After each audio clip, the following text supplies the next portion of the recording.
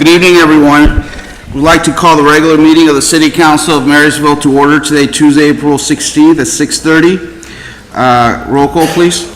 Mr. Simmons? Here. Mr. Buttercavoli? Here. Ms. McKenzie? Here. Mr. Hudson? Here. Mr. Samayoa? Here. At this point, I'd like to ask everyone to stand, remove your hat, and help me with the Pledge of Allegiance. Ready, pledge. I pledge allegiance to the flag of the United States of America and to the republic for which it stands, one nation, under God, indivisible, with liberty and justice for all. Thank you, everyone.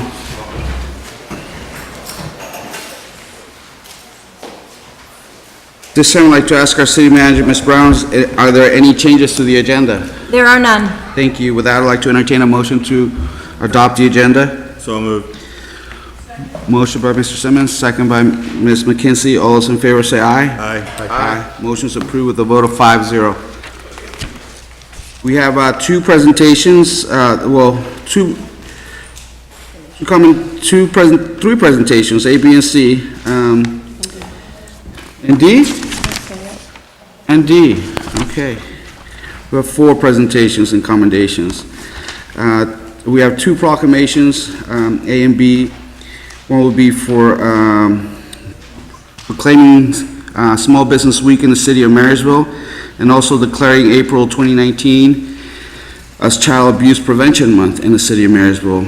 I will start with the Small Business Week. I believe Marty Sanders is here.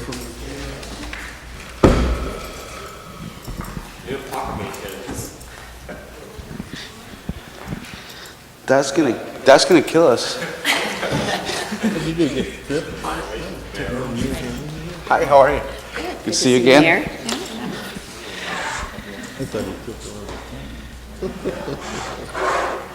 So thank you for cruising across the city, the river. Did you pay your toll like we ask all you, the city residents, to do? Thank you. So here's a proclamation to the chamber and declaring the week of May 5th through May 11th as National Small Business Week. I'd like to read the proclamation. Americans' progress has been driven by pioneers who think big, take risks, and work hard. From the storefront shops that anchor Main Street to the high-tech startups that keep America cutting edge, small businesses are the backbone of our economy and the cornerstone of our nation's promise.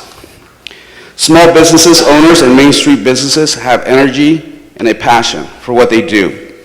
When we support small business, jobs are created and local communities preserve their unique culture. Because the country's 30 million small businesses create nearly 2 out of 3 jobs in our economy, we cannot resolve ourselves to create jobs and spur economic growth in America without discussing ways to support our entrepreneurs. The President of the United States has proclaimed National Small Weeks Week every year since 1963 to highlight the programs and services available to entrepreneurs through the U.S. and Small Business Administration and other government agencies. The City of Marysville supports and joins in this national effort to help America's small business do what they do best, grow their business, create jobs, and ensure that our communities remain as vibrant tomorrow as they are today. So therefore, be it resolved that I, Mayor Ricky Samayoa, and the City Council of the City of Marysville do hereby proclaim May 5th, 2019 through May 11th, 2019 as National Business Week in the City of Marysville. Thank you for all your work. Thank you.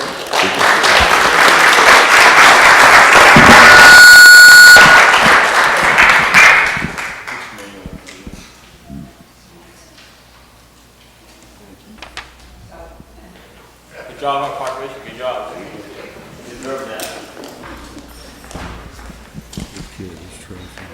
Do we have a representative from CASA here?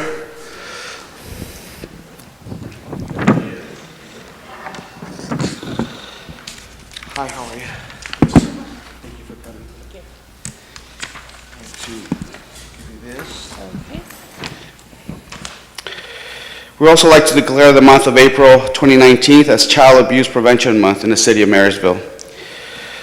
Whereas I have a hard time with this word. Tragedy? It's not that bad. It's not that bad. Of child abuse and neglect affect every community in California and touches the life of far too many citizens, regardless of culture, ethnic, religious, or socioeconomic level. And the threat to our children's welfare is demonstrated by steady increase in the number and in the seriousness of reported cases of child abuse and neglect.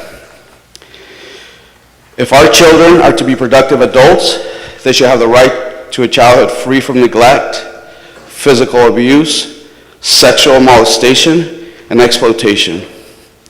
It is recognized that primary prevention programs designed to work with children themselves, their parents, and caregivers within the community and successful in preventing first-time abuse situations.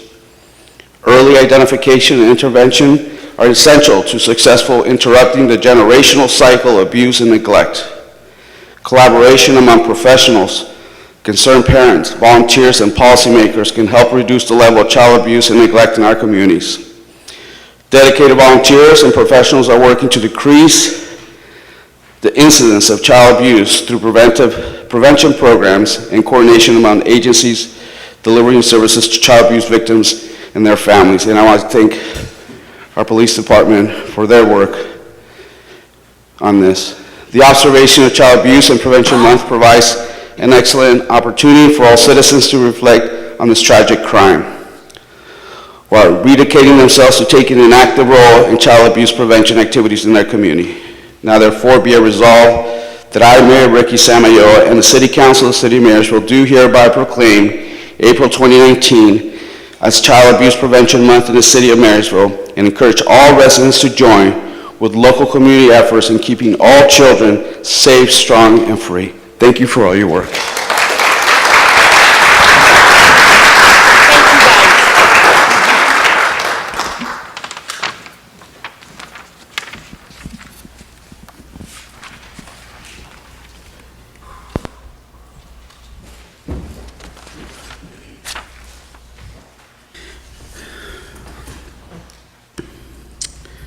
Okay, Marty, we invite Katie back. Yes, let's do that. Katie is of Burdick and Company is going to present on the Groundwater Sustainability Agency and Plan. There has been conversation up here on the dais more than once about that plan, and so we thought, Katie, it'd be great if you could come back and share it with the entire council. I know Councilmember Simmons and Buddicavoli have been a little bit more involved Councilmember Simmons for quite some time, Councilmember Buddicavoli more recently, and thought it'd be great if the entire council could hear the same basic information about how the agency and the plan works. So, over to you. Okay. So the groundwater sustainability plan mandated by the state, there's 2 basins in the Yuba, within Yuba County. Both of them are in the flatland portion of the county and do not extend up in the foothills. So in the south basin, which basically runs from the Yuba River down to the Bear River, from Linda to Wheatland is another way of thinking of it. That management area, no other entities stepped forward to work on long-term sustainable groundwater management, with the exception of the Yuba Water Agency. So for the South Basin, there's a single GSA, Groundwater Sustainability Agency, putting together a GSP, a Groundwater Sustainability Plan, and that whole effort, there's a series of stakeholders who are on a committee to advise the agency. In addition, in the North Basin, which is more or less from the Yuba north to Huncut Creek, there were 3 entities that came forward to participate in the early stages of developing a plan. And those 3 groundwater sustainability agencies are the Yuba Water Agency, the City of Marysville, and the Cordova Irrigation District. So in the northern basin, those 3 GSAs, all for the time being, share equal input into preparing the groundwater sustainability plan. and also sit, in addition, on the Groundwater Sustainability Committee as well. So you can make it as complicated as you want, but in its simplest sort of reality, the mandate of the legislation is sustainable groundwater management into the foreseeable future. The Groundwater Sustainability Plan has a table of contents that, I've been in water since the 70s, since before many of you were born, practically. Well, except for one, maybe. Don't look at me when you say that. Yeah. So the table of contents is extremely detailed. It's highly technical, and preparation of the report, the plan, is going to cost somewhere in the neighborhood of $1 million. So very early on, it was clear that the city and Cordova didn't have the resources to support such a plan, but it also needed to have a meaningful voice into what went into the plan. So a working group was formed for the 3 GSAs in the North Basin to ensure that the City of Marysville, Cordova Irrigation District, and the Water Agency worked collaboratively to develop this plan. As part of their ongoing role in Yuba County, the Water Agency worked with my company to put together a grant application to the state to fund what's going to turn out to be roughly 3/4 of the plan. So what's been happening over the last 6 months has been, I would say, trust building within the committee, working with the 3 GSAs to really get down into the weeds about what your concerns are. How could the groundwater sustainability plan go bad for Marysville, for Cordova, or for that matter, for the Yuba Water Agency? What factors need to be addressed in the plan to assure that Marysville's long-term interest, which would be both existing water use and the capacity to grow, either by increasing density or potentially expanding outside of the levees, would be protected? And if, for instance, Cordova went wild one year and pumped like squirrels, and there was water everywhere, the groundwater dropped, that Marysville not be penalized by having water restrictions for a drop in water levels that had nothing to do with your activities, but instead was the fault of the irrigators. So the plan just came out, the first section, which is the existing conditions, basin setting section, which says what's going on now. How does the water get underground? Where does it come from? What's deep? What's shallow? What systems depend on the shallow? How much is used? So this is the first chapter of what will ultimately probably be 6 chapters of the document that's currently available for review. In the end, every one of you can read every word of every chapter. The question becomes, should you read every word of every chapter? And I think none of you have enough time to digest all of, it's going to be like 2 reams of paper, easy. Densely packed.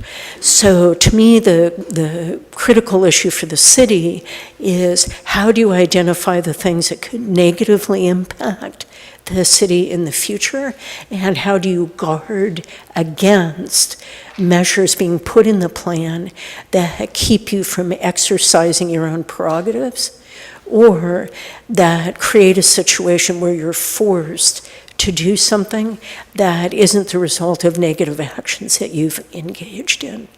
So this, one of the consultants is John Ayers.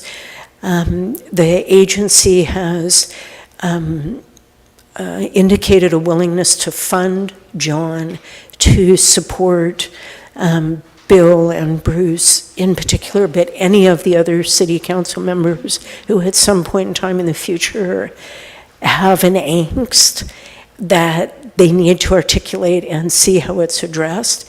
And John is being paid by the agency, but he's being managed by the city. So his role is not to trick you. His role is to honestly respond to your legitimate concerns and questions. And the agency has also instructed me and hired me to work with the city directly. I have no engagement with preparation of the plan at all. I'm only a process person, with the exception of what the agency's funding for me to support the city's participation with John in the drafting of the plan. So what's coming up over the next 5 months are the sections where the rubber hits the road. What are the thresholds? How do you decide when too much drop in water level is too much? How does Marysville and Corduroy and the agency interact around potential problems? Does the city feel comfortable enough with the plan to relinquish your GSA status, which is happening in different jurisdictions across the state as plans start coming together? The comfort level rises and the legal protections are put in place to ensure that they don't need to take on the long-term cost and obligation of staying as a GSA. All of these discussions will take place over the next 4 to 6 months. The current target for finalizing the plan is October. What would happen at that point is the plan would be brought to you in its entirety with the request that you as a GSA essentially approve and adopt the plan and agree to manage the plan for your pieces into the future. So Bill and Bruce and me, depending on how we put this all together, will try and bring you back the key questions and also enough of the backstory so that you will be able to engage in a way that 4 years from now, you don't go, wait a minute, if she would have explained it to me like that in 2019, I would never have agreed to this. So that's the worst possible outcome. So we'll be working to protect against that. So it's going to be a balancing act for all of you. You know, big, thick document, how deep of a dive do you do? How do you protect the city's interest? And make sure that your ability to draw the water that you need for the land uses that you have or may build in the future are protected. The plan will be updated every 5 years. And there's an ongoing data collection that is one of the most thorough in the state. So the agency has really funded the Mercedes-Benz. You know, what's more expensive than a Mercedes? Whatever's more expensive than a Mercedes. So, you know, I could talk about this for hours. I've done the best I can to make it short. What do you all want to know? Just to clarify a couple things. There's a working group among the 3 agencies right now? Yes. But the governing board for the agency, as told to the state, is this council, right? For the Marysville Water Yes. Agency, right? I've never heard of John. First time I heard of John. Well, he's been working with... No, I get that, but I think as an agency, I would like us to maybe meet as an agency and have John introduce himself to the agency. I appreciate Easy. the representatives working group and their input because it is really technical and it takes a lot of time. But I think that would be in the interest of everyone as an agency to meet as an agency and kind of go through it, because I think there's some good questions as we move forward. Do we want to stay as an agency or do we want to relinquish this title and have Yuba County Water Agency take on the task of being the agency for the 2 basins solely? They have the resources and the expertise.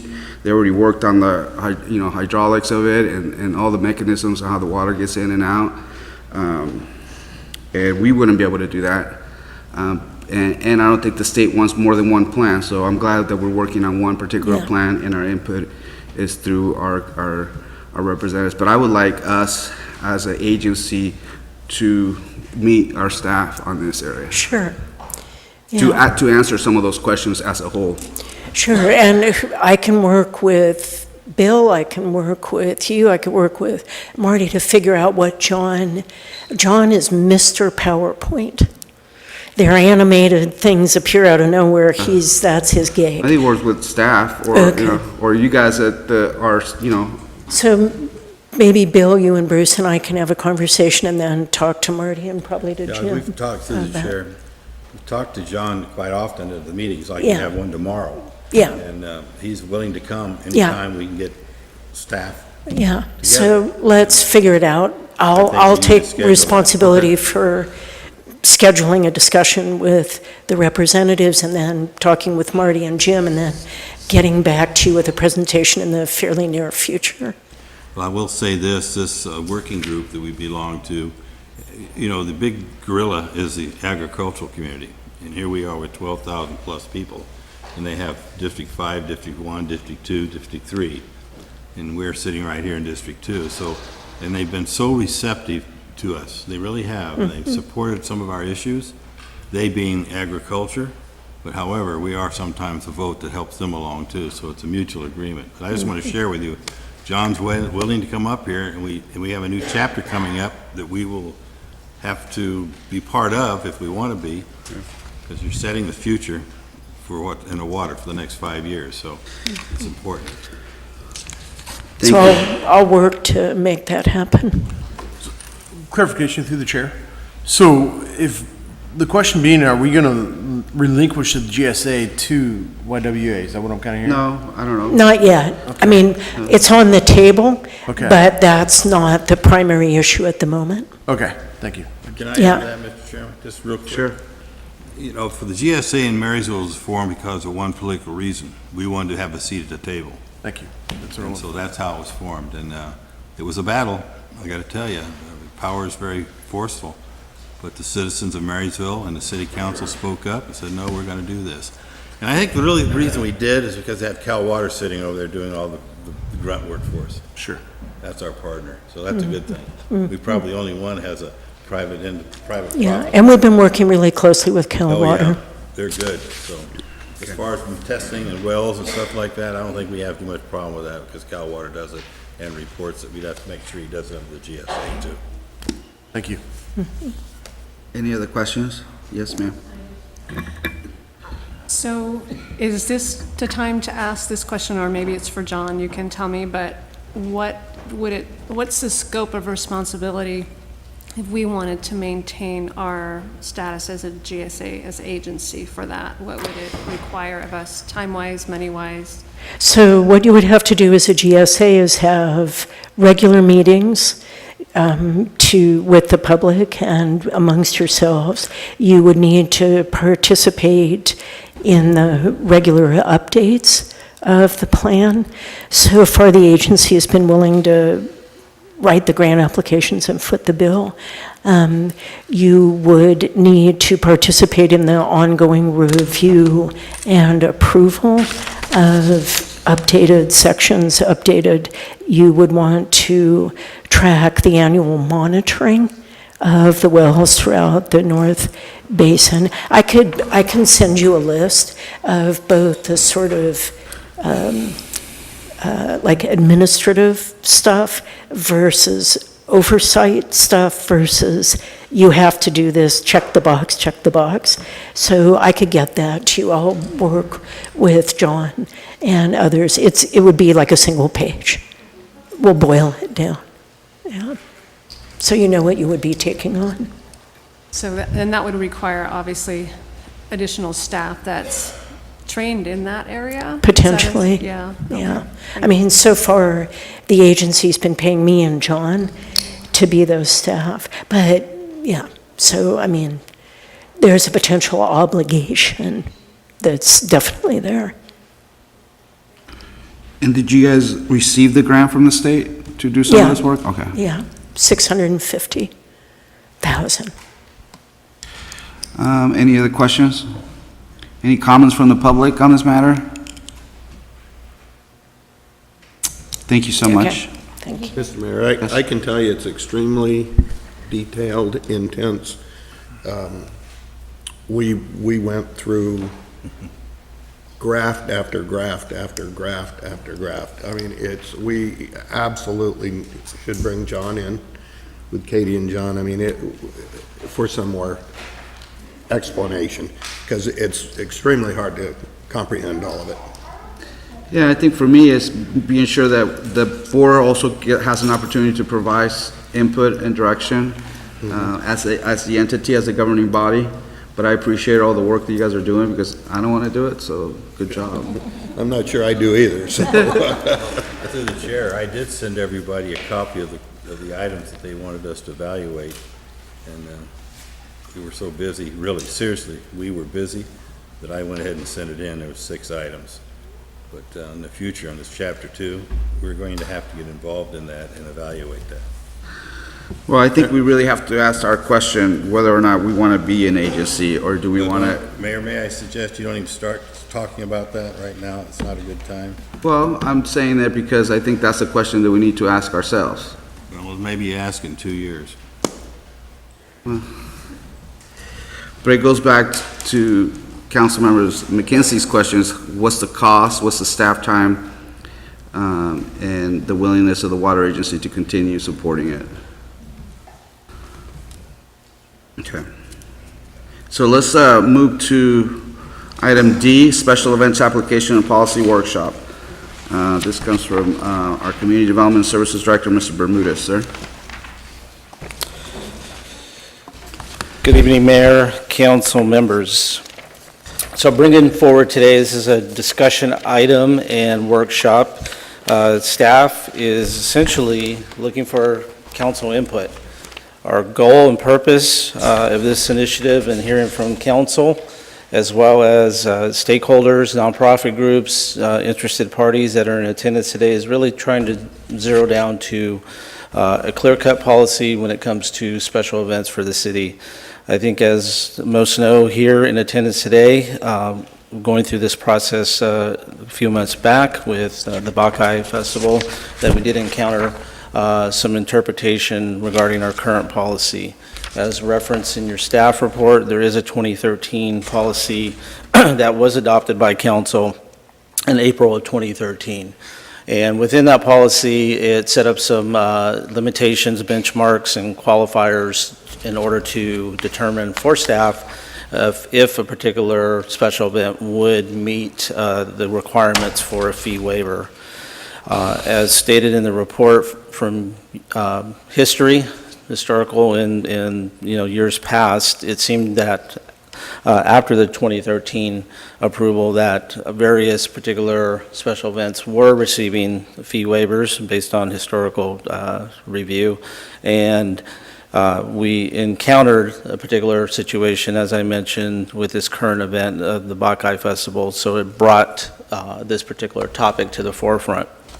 Rather than staff coming to council with a plan, a discussion, and a direction action, we felt it was necessary to have a robust type of dialogue and conversation with the city council to turn the page on this particular topic, move forward with either the existing policy as drafted, do some amendment of that policy, or even, a matter of fact, draft the whole new policy.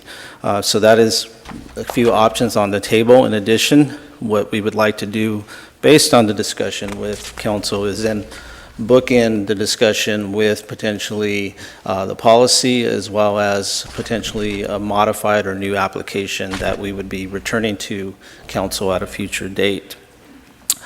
What staff embarked on is providing, I think, what we have heard most with that particular event recently regarding costs and resources, and how that dovetails into the policy and the standards that needed to be met in order to receive a waiver.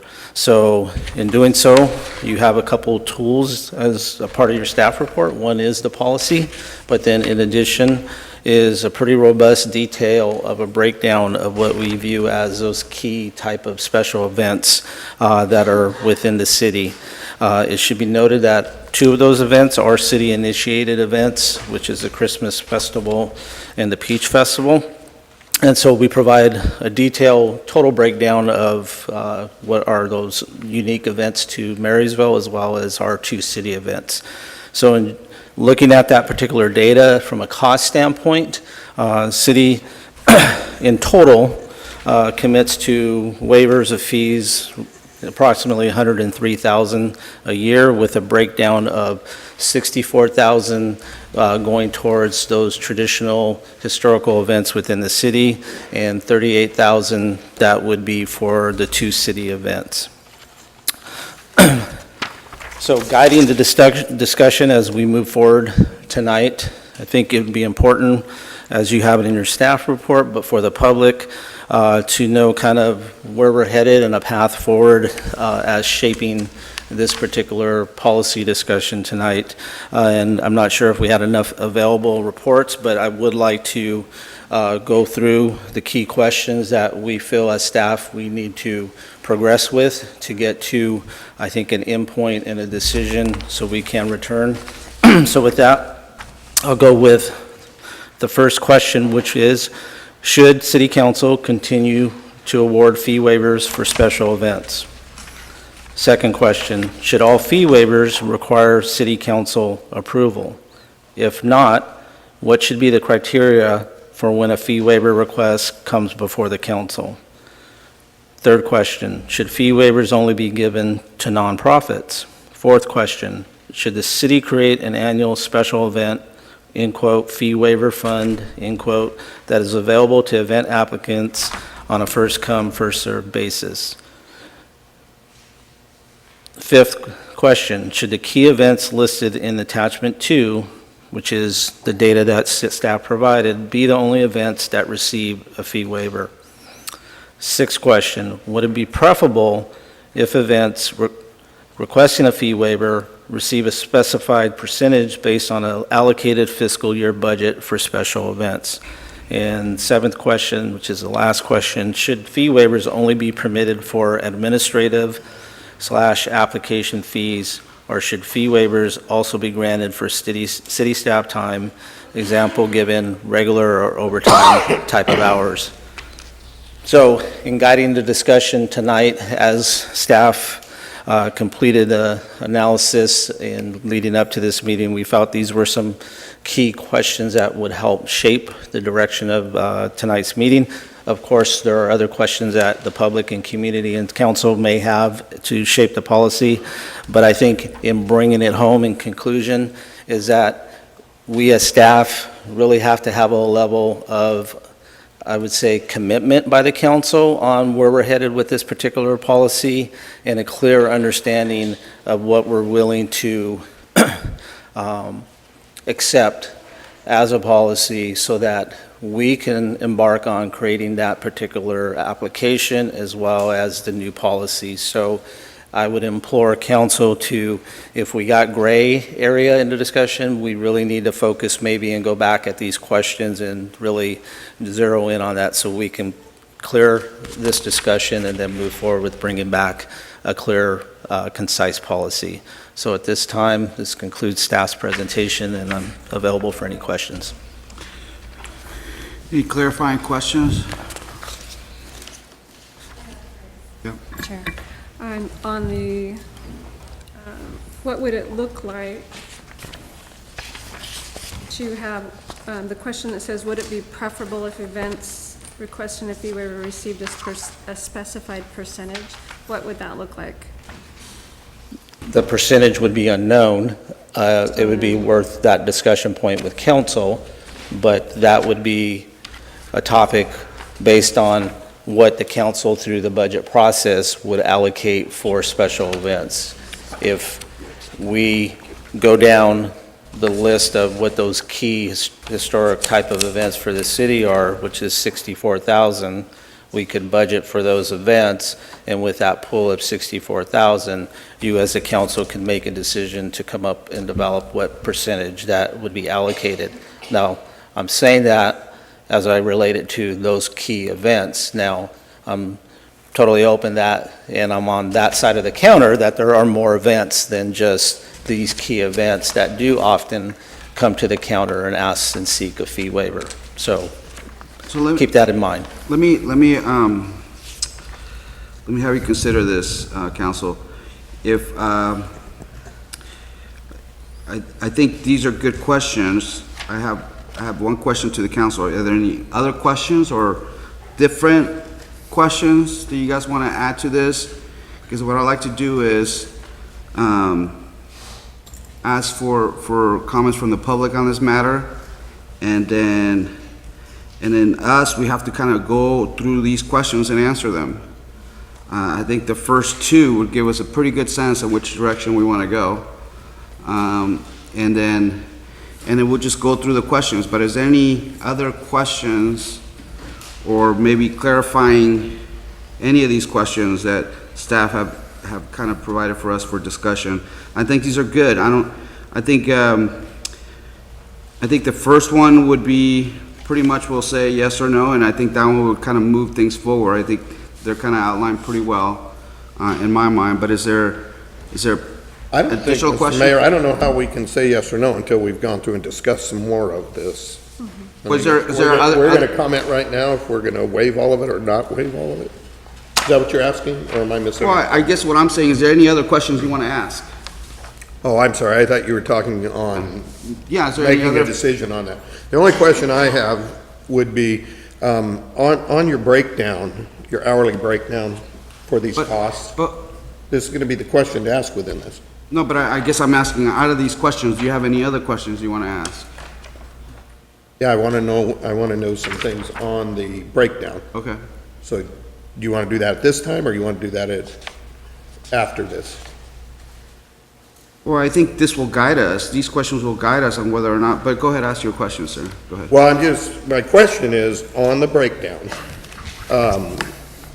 are these timeframes for officers, firefighters, public works, everything, or staff, how much of that is within the normal daily duties, normal daily schedule of duties? And So- so before you answer that, sir, Okay. so that's what the last question asked, in a sense that, I mean, I think part of it is, Well, I don't know how I can make a judgment on that last question without knowing how these other fees were brought about, how these other amounts, I think they expenses added, I were think they brought added about. both. I think they added regular time. So and, I you know, can break that down real Yeah. quick, and then if we want to, real quick. Sure. So for community development and public services, the time that is listed within the attachment, that is non-overtime. That's all work hours in a normal workday. And my respective colleagues here, I believe that includes overtime and regular time, or just a combination of both, correct? Feel free to interject. Like 95% of ours is not scheduled time, it's all overtime or part-time extra help that we call in for the event itself. It's none of it is regular patrol officer duty time. So it's above and beyond any officers you have on duty that day. They're not included in any part of this. It's everybody additional to that. Is that correct? That's correct. Okay. For the police side, yes. Yeah. Same thing. Okay. But for you, even the weekends, right? I mean, that would be overtime. That's not regular time unless they're on call. The clarification, except for the Peach Festival, that is the only time that they are doing overtime. Usually, in our case, we set up on a Friday, because typically they're a weekend event, and we are done by closing hour of 3:30, and then we come back and we coordinate with the volunteers and come back on Monday morning early before everybody gets up and remove everything, and that's when that occurs. But facility time, for example, if something happens to any of the facilities or power goes out. Yeah, Right, in I those mean, someone's on instances, call. yeah. Yeah. Yeah, we, staff is on call regardless of, Okay. yeah, That's regardless. Yeah. Okay, thank you. yeah. And Councilmember Hudson, did you have a question or comment? No. Is there any additional questions to these set of questions you'd like to add to our analysis? Well, through the chair, Yes, sir. if we're going to go through this, I have some definite questions about this rate structure. And if you want to handle those now, or you want to handle them at the end? Go ahead, you can answer. Go ahead. Well, major questions I asked, for an example, the Christmas parade is a city activity. The fire truck is in the Christmas parade calling Santa Claus, but yet we're charging the city general fund the amount of money for that fire truck to ride in the parade. You go to the other areas that have that, Buckeye, the fire engine's in a parade, going down the street. They're going down the street anyway, whether they're in the parade or not. They're getting paid to do that. And then we're turning right around and charging the organization putting on the event for the use of that truck and the firemen, et cetera, et cetera, et cetera. I just don't quite understand the logic behind that. And I think it needs to have a lot more discussion than we have time for right now. Because this rate structure is, I've studied it, and I've studied it, and I've studied it, and it just looks like that the city council, or the city, is charging everything we can off to these event coordinators, even if it's personal property of the City of Marysville and they're on duty. So I think that's a good point. Is it, if you're participating in the parade, should we charge for that, or should that just be part, I mean, if they're participating in the parade, Yeah. then I think maybe that's a question in here on how do we allocate staff time, like the last question. Should fee be waived or granted for city staff time, regular or overtime? If we're paying overtime to participate in a parade, then I might have a couple issues on that. I would hope the associations or someone maybe get involved in carrying the fire truck, or, but go ahead. I'd just like to make a point of clarification that we didn't put any costs associated with being in the parade. Okay. So the cost you see there for extra standby, that's above and beyond the on-duty crew that's there to, be there for an incident that occurs during the event. Because our equipment and apparatus and folks are busy every day, almost all day, that we have to ensure we have staff available for these events. So it's not for being in the parade on the fire side. So none of these costs are associated with being in the parade. What's the equipment fee? What's the equipment fee then? Which one? Is like staffing a ladder truck for an event. Last year, we did all Santa in the parade on a ladder truck. We put it in a different vehicle, so can't confuse what happened in the past with last year even. So it's for staffing firefighters on an additional unit for more calls. That's with the equipment side of it, above and beyond the labor side of it. So we staff, Because you've got a $250 an hour plus $200 equipment. right, we staff the equipment with personnel. Okay, so you've got a fee for the piece of equipment and a fee for the labor? Yes, that's the way our fee structure is broke out currently. That's the way it spells out. May I? Yeah. Well, I'm looking at the fire department right now for the Peach Festival. Equipment fee, hourly rate, $150. $2,750, first hour, $200 additional, $150 per hour. To me, I don't, what equipment, breathing apparatus, or what are you using? Not to be facetious, but it seems to me that's a truck.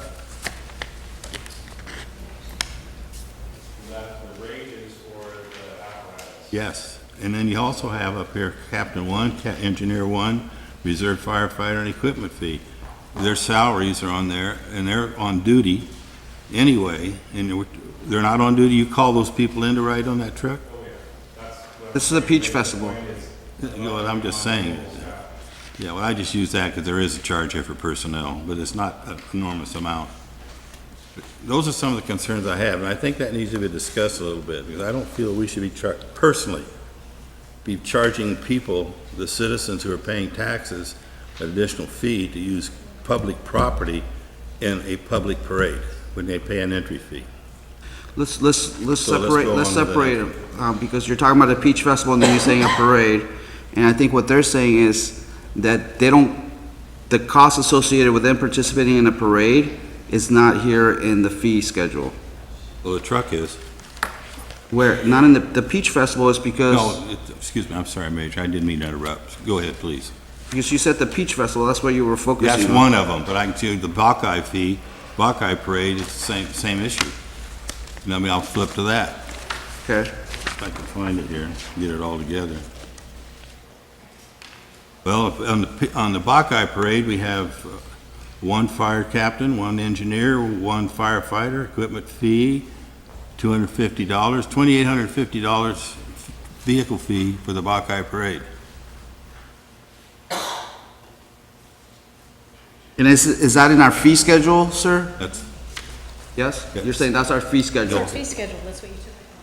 That's our fee schedule. that's, I'm sorry? I just follow the fee schedule on. Well, I'm just not accusing anyone of anything. I'm just saying I would like to understand why we're doing that, because that just seems like that's double dipping, so to speak, if you can do that as a government, as an agency. We always...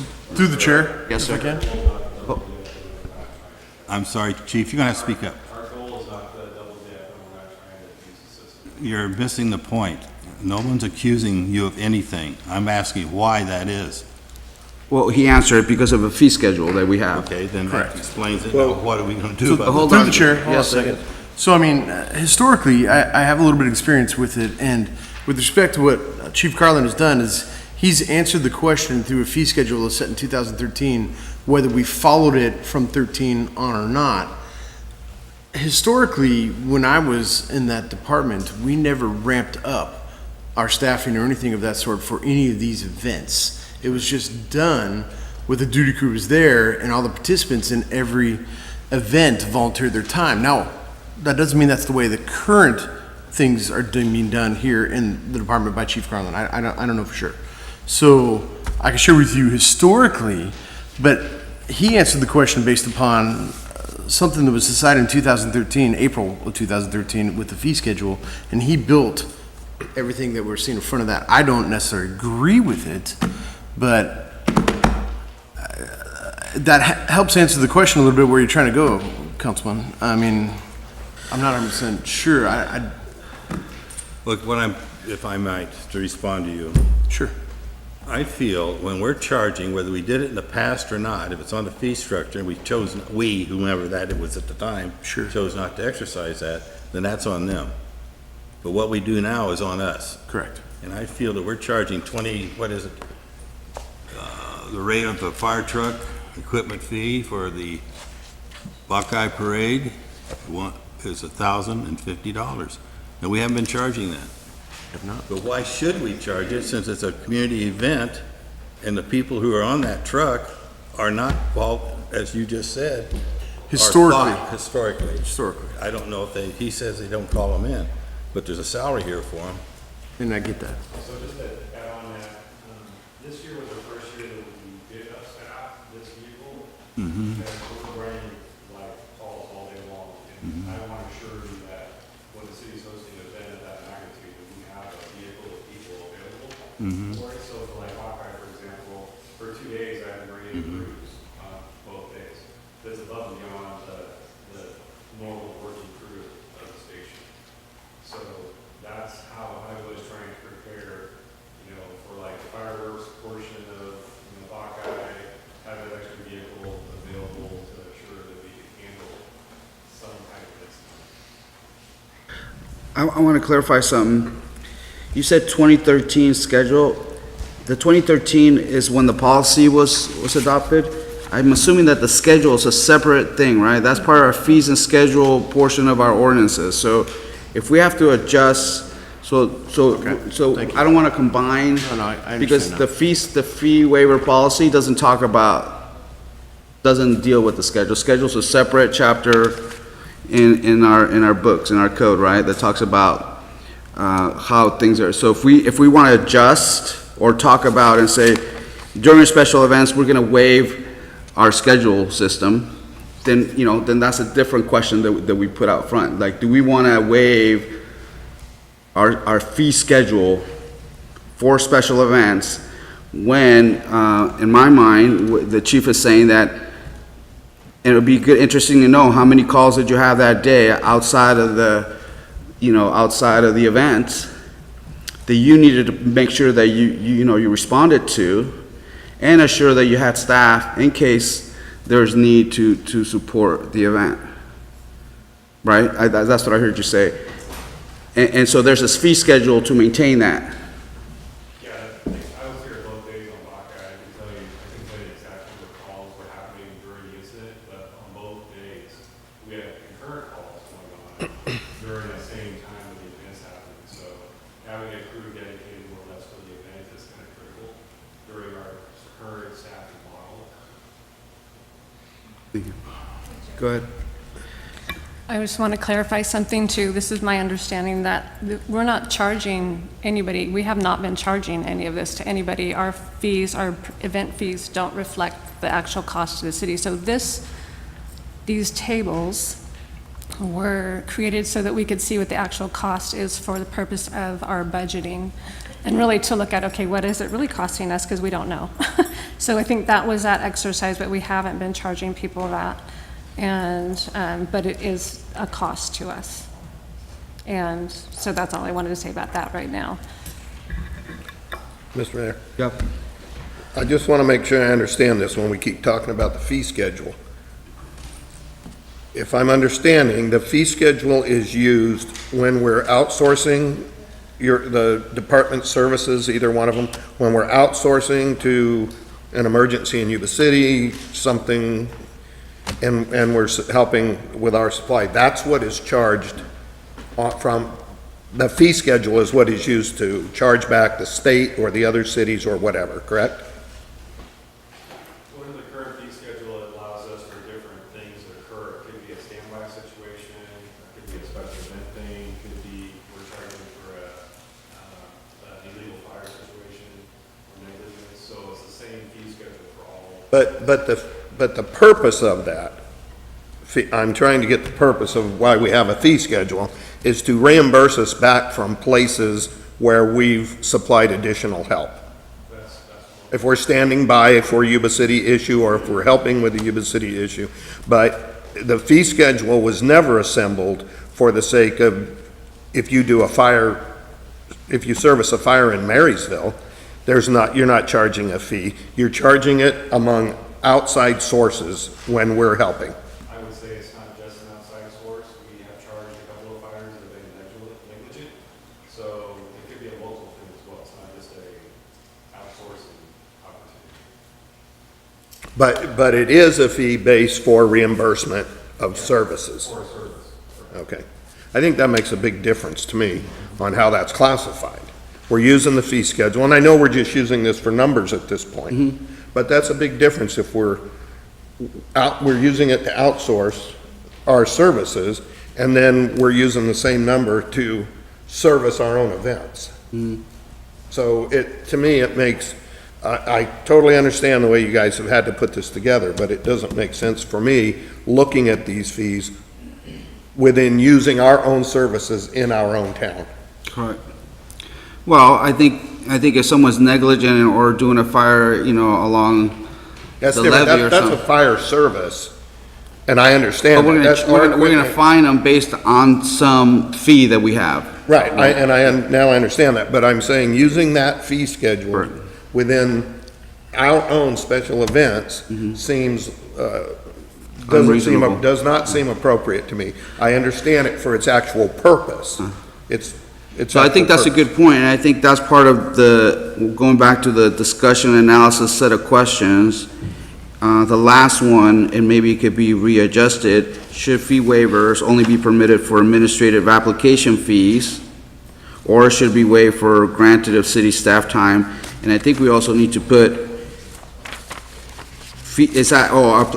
application of fees, so that's the schedule, fee schedule, right? That last dot, or is that separate? That's actually the administrative and application fee, so if you Oh, okay. have a fee for the event itself, it's that fee, it's not related to the fee schedule. So then somehow this needs to be expanded to include whether or not we're gonna add costs associated, in our analysis, should we consider the costs associated with use of equipment and staff, or spaces, or part, like, the schedule has to play some part of it in this question, I guess. Is it listed in here somewhere about, because if someone wants to, use a park, they pay a fee that is listed in our fee schedule somewhere, right? Jim, can you speak to the facilities that have a fee? I mean, like the Well- gazebo at Ellis Lake? Yes, the various programming and components that make up a park, by memory of our master fee schedule, do have a classification to charge a fee. So So is that the name, the master fee schedule includes some of his fees as well? that is correct. Okay. And what I would say too is that in where I see this discussion just right out the gate going about splitting out variables of how we apply the master fee schedule, that's the utility and the purpose of the master fee schedule, is to apply accordingly for the use of city type of facilities, equipment, manpower. And where I get concerned already out the gate is now we're going to have to drill down to another level of discretion. Which of those fees do we charge to the special event applicant, and which fees don't we charge to the special event applicant? And we're kind of the challenge with the previous policy was that level of discretion that was being applied. And what staff is trying to achieve with this exercise is to get a pretty clear, concise pathway to develop the policy, because just out the gate of this first discussion topic, I see that what I'm hearing is somehow, some way, the fire chief is going to have to utilize some level of discretion when it comes to what he charges.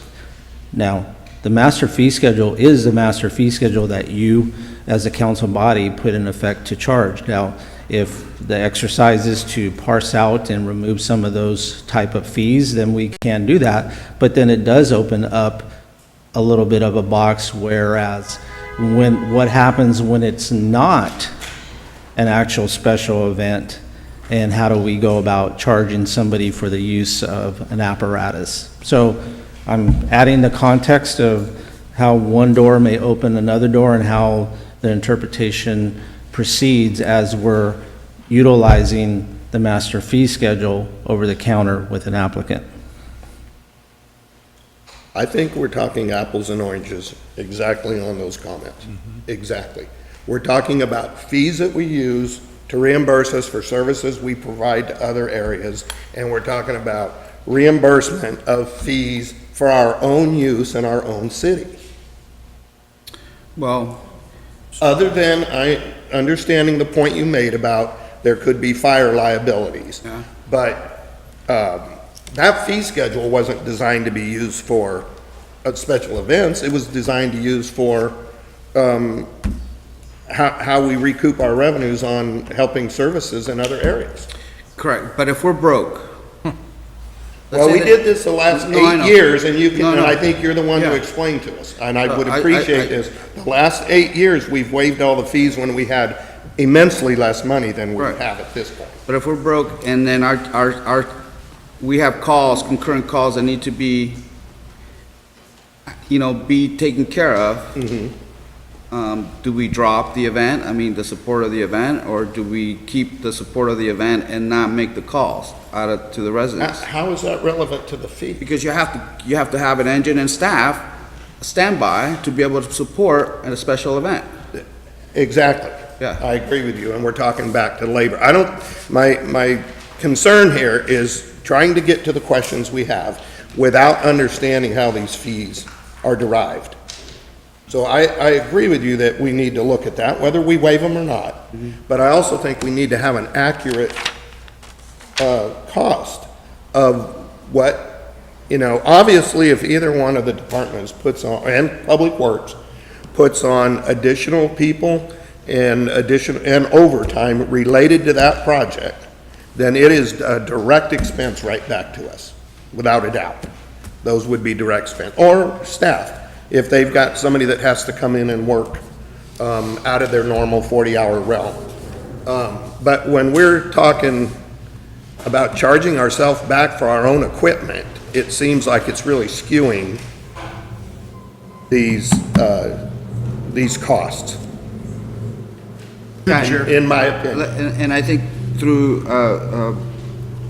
Councilmember McKenzie, I think the point is that this is an exercise, right? To kind of give us a sense of the magnitude, and then we can look at it, and I think staff try to put as much effort into it, in a sense telling us, yeah, we do put this time, and we do additional support time, staff time, to be able to not only do our current job to support, the other, our neighbors and visitors, but also support the event itself.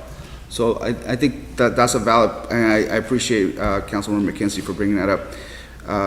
Councilmember Hudson, and we'll let Chief speak. Go ahead, sir. So I'm sorry, I was looking for a little clarification. I appreciate that these questions that came from staff, are we looking to make a decision or just open up for discussion on this? Because I'm kind of liking a few of the ones I'm seeing here. I mean, like specifically in regards to the fact that, should we, number 3, should we have fee waivers given to nonprofits only?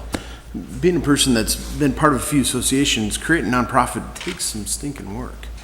And so, I think that we don't have to make a policy decision. So we're not doing that right now? No, they want to hear, they're going to come back with the policy based on our input.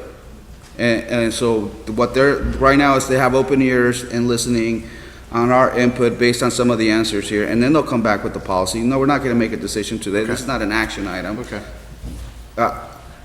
Which one, do you want him to speak? Or? Why don't you let him speak? Okay. Sure. Sir? Just a point of clarification on the public safety side to address that question. The fees, when we created this spreadsheet with all of the personnel and the dollar amounts for each event, when we look at the big picture for us, this is all personnel that's outside the normal duties that we're bringing in to make sure these events take place. So those are the numbers that are accurately reflected there. When we looked at all the special events, and when we did that, we thought it'd be beneficial to add Peach Festival and the Christmas Parade in there because they're city-sponsored events, there are events. But we're not doing ourselves justice if we don't know what the dollar amount is for us, so that way we can accurately budget that going forward this next year, because it's additional personnel that's coming in. So we didn't want to say, here's these 12 events and exclude the cost for the city-sponsored events. We wanted to add those in there to show an accurate representation. And as far as it goes with the fee schedule, on the public safety side of things, it's specifically written in the fee schedule that's adopted that ours is contractual services. So what I mean by that is there's other special events. There's the Sodbusters event that they have down at the rodeo that contracts police services with our department, and we charge them a fee for being there for the security aspect of it. We do it every Friday night for all the home football games. We do it for some of the basketball games. The car show at Marysville Charter, the Academy, they hire some of our officers to come out. So those are for contractual services, and that's specifically line itemed out. If it's an event, then they have contract services with those dollar amounts. For the equipment, it's an added $10 a vehicle, per hour, and also the officers' fees in there. So that's how we tried to build this, and so we can give you a bigger idea of this is how much it cost us to put this on, and if we were to get reimbursed for it, great. If not, we've got to be able to account for it somewhere along our budget line items. Can I ask a question of that? Go ahead. So you said when you did it on the extra manpower, correct? Correct. So when you were figuring it, and I didn't look at yours as closely, but if we were matching what yours, well, you do have an equipment fee in here, but you're not charging because you are using additional cars. You're not charging for the additional car because it's already in service, or it's already part of our overhead that's already within your budget.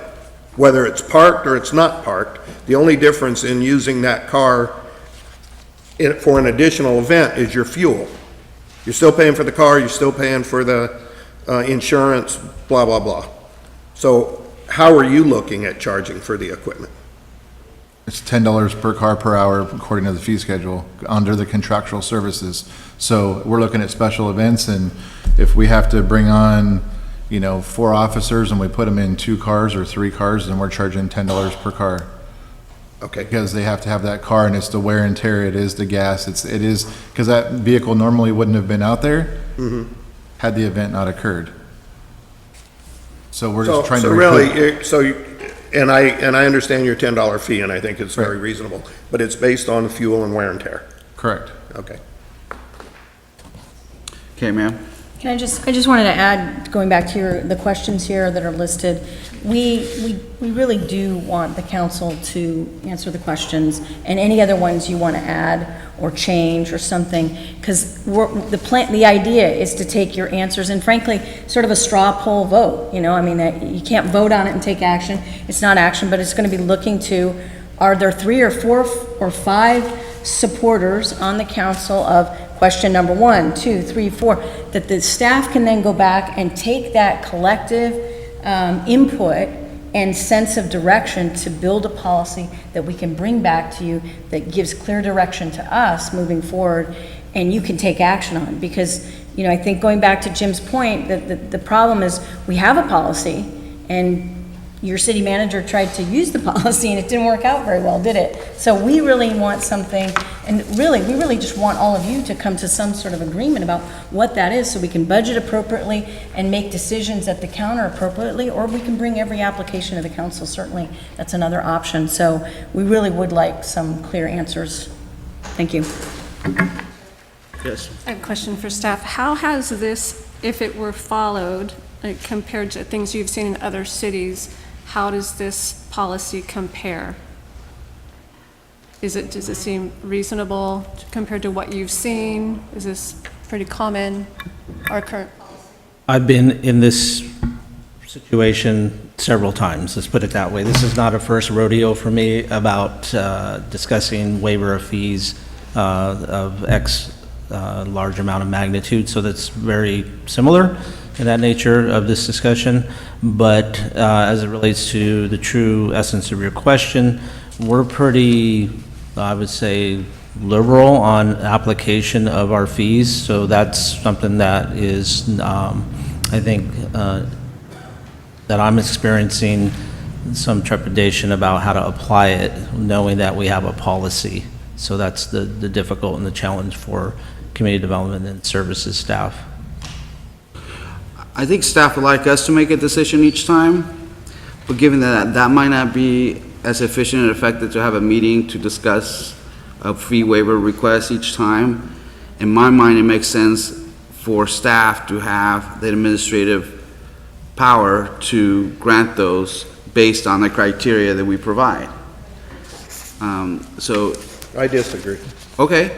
Yeah, I do too.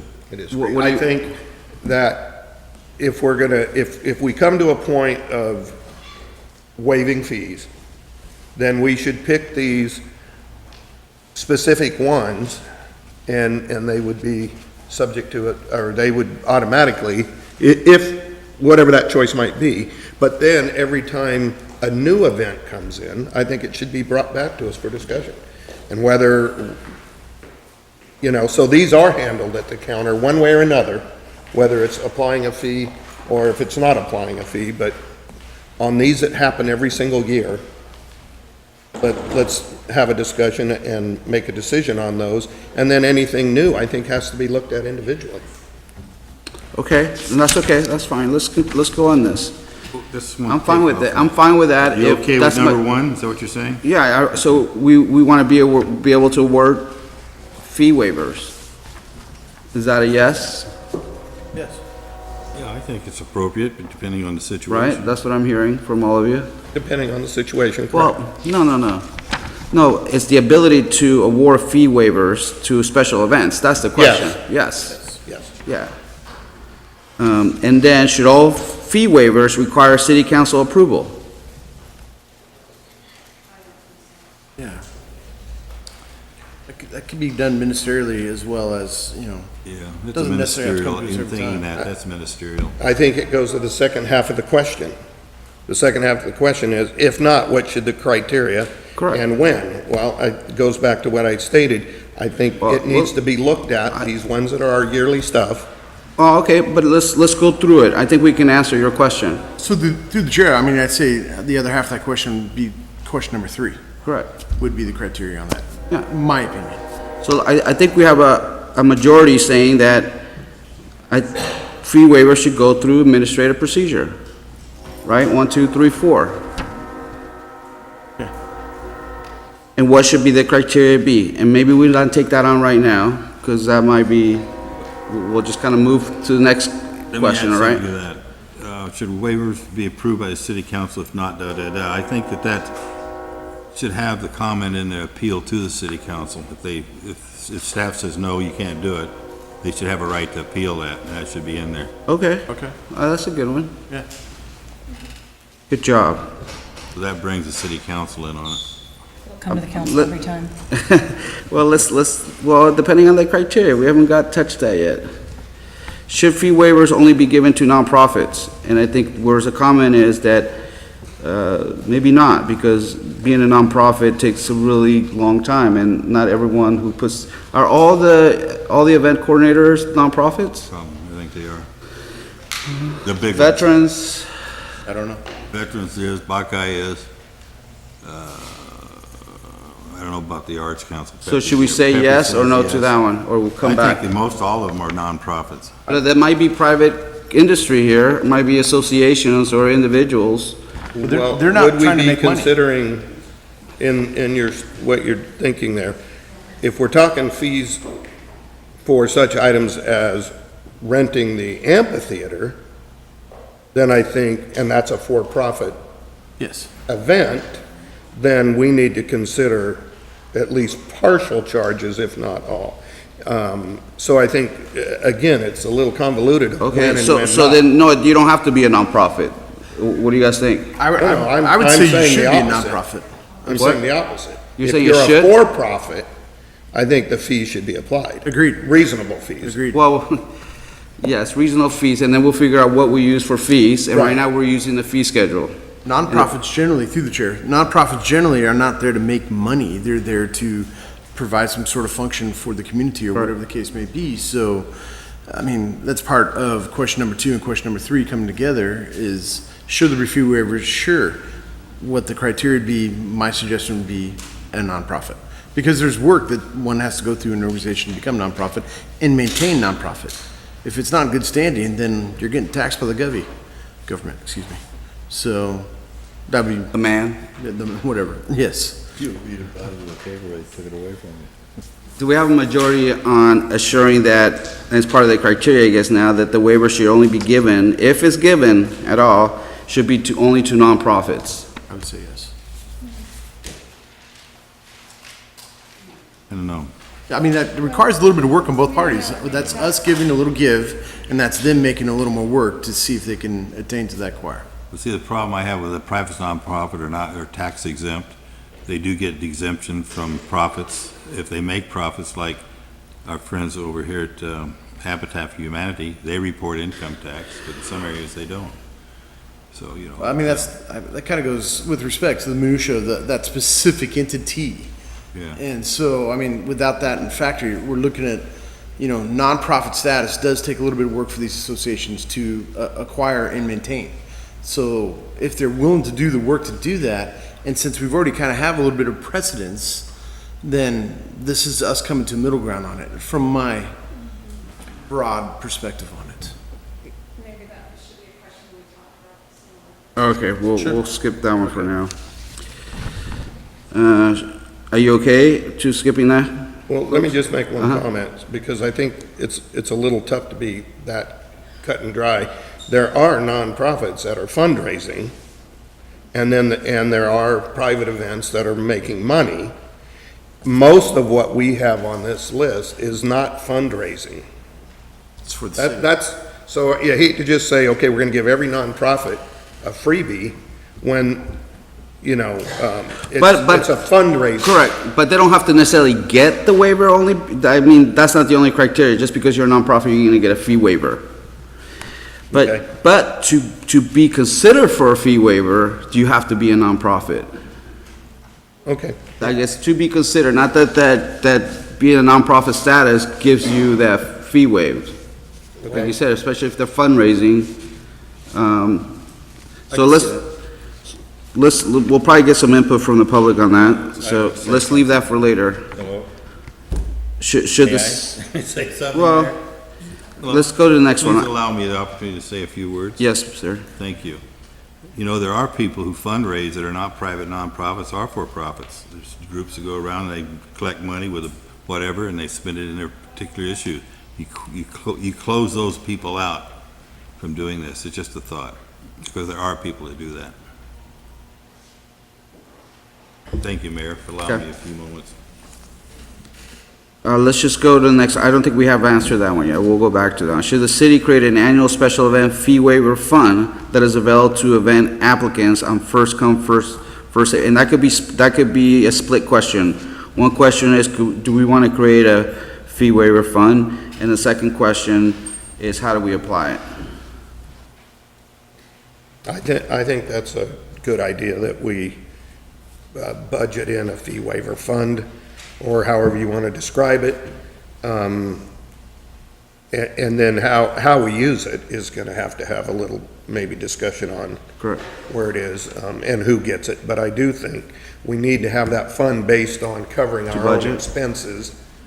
If we have additional expenses from these, the police, fire, and public works staff, that there is possibly a way to reimburse some of their costs. Yes? I agree, and that was my thought. I feel like, we do have costs, and maybe we can meet in the middle with that, with our fee. We can decide in our budget that we're willing to share some of that cost. We're gonna give that as our fee waiver portion or our contribution to the event by sharing the cost of what it cost us in the fee. So maybe the event person would be paying half the cost of paying those employees and providing that equipment, and we would share the other half of that and budget that in somehow. So I don't know how that could work in a fee schedule for events, Well, it's a one, but that was kind of thinking something like that. How can we share? How can we still give and encourage people to do things and, want to serve people, serve the public in that way, and still recover some of our costs, but budget that in somehow? So I don't know what that looks like in these questions, the changes in any questions. But I think you're saying creating a fund to support events would be probably a good idea. How about you, Mr. Hudson? To budget, so then people know, and it's pretty transparent, we put $100 in there, that's all we got. No? We don't have to. No, I'm not saying I agree or disagree with it. I'm just the guy that, I do a lot of logistics. I'm trying to figure out how you're going to make that work. So without understanding how that would work, I would probably not be totally in favor for it. Simmons? Yeah, I mentioned before when we were talking about this, that we consider doing a one-for-one. For every dollar they raise, we'll put a dollar with it, or whatever the case may be. That's a compromised position, and it's skin in the game. Is that part of the criteria? If you're raising dollars for your organization, like do we have to look at their budget and say, No, no? I don't think that's necessary. But how do we know if they're raising, if they're just covering their costs or they're raising dollars? What I'm saying is, most grants you give, there's a match with it, whether it be in kind or hard match. And I'm just saying, to help relieve the pressure on some of these private nonprofits, and we do waive fees, why don't we make it uniform for everyone? For every buck you put in, or 50 cents, we'll put 50 cents with it.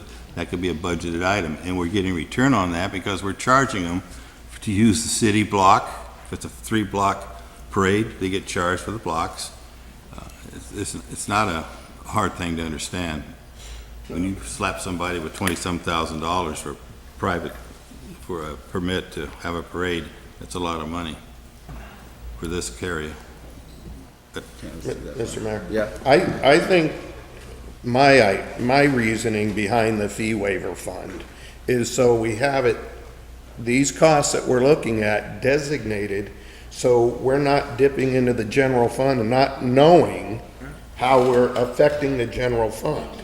So if we have whatever, 10, 50,000, whatever we set aside, we know we're not using an unknown into the general fund.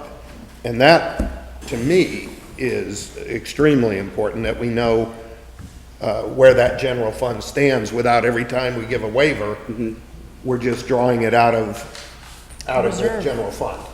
I also agree with both of you, so I'd like to move on. I know some of you are hesitant on that, but I mean, through the chair, with respect, and when it's described that way, it makes a little more sense. I just would like to know how that gets decided, but Yeah. your reasoning is sound. okay. To the chair. Yes. And I agree. And it could be, maybe this could all be a budget thing too, is how much in our budget can we afford? Like when we're looking at the whole picture of our budget, what can we reasonably afford to put toward this? And then apply it to, yeah, maybe that would be good, just to have in a fund. This is what we can afford to give towards special events. And when it's gone, or maybe even know ahead of time, it will give a percentage, whatever it is, especially to the ones that we know are gonna be doing their events every year. Excuse Make the that chair, available you somehow. could limit the amount of money that they would request on that. A lot of grants do that. In fact, majority of them do. You can't just go and ask for $1 million if the grant pays this to this. You can do the same thing. And they request a grant from the City of Marysville for a parade, right?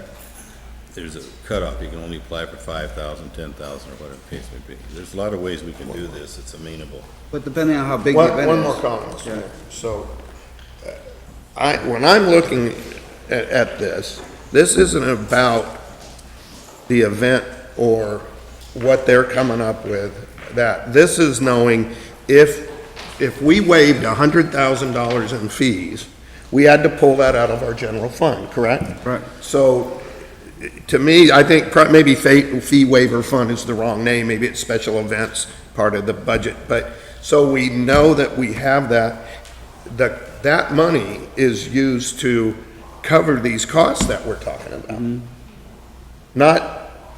Not to help, in my opinion, not to help anyone else, but to cover our fees in-house out of our funds. So it might be that it gets distributed to one of those departments, so we're not hurting their So individual budget. let's move like to the reserve next fund. one question, because I think this might solve the whole thing. The next question is, should the key elements in the attachment be the only ones, Events. the only events that receive, and we're not even calling it a fee waiver anymore, because we're just taking responsibility to participate in their event by funding it. And so, can these two things be true? If we say we're gonna put $103,000 this year, whatever amount we decide, $100,000, and these are the only events that we're gonna participate on. So we don't even need a fee waiver, policy, because what happens with the next group of folks? Okay. And where's that money coming from if we already allocated the I think we're $100,000? we're only automatically waiving on these because we know these are historic events. The next event that comes in, I think would have to be looked at, like these were, and then decided, are we doing a waiver, are we not doing a waiver? But if it's budgeted for $103,000 and a new event comes in, we don't have $105,000, we only have $103,000. Well, we're picking up $100,000 right now out of the general fund, so if somebody comes in and we need to put $2,000, $3,000, $5,000 to it, then we can decide that at the time, whether we want to waive it or we want to put part of that from the general fund. Right now, in the past 100 years, it's all come from the general fund, I'm assuming? Okay. Well, I don't know. Yeah. It seems to me like we can't have it both ways.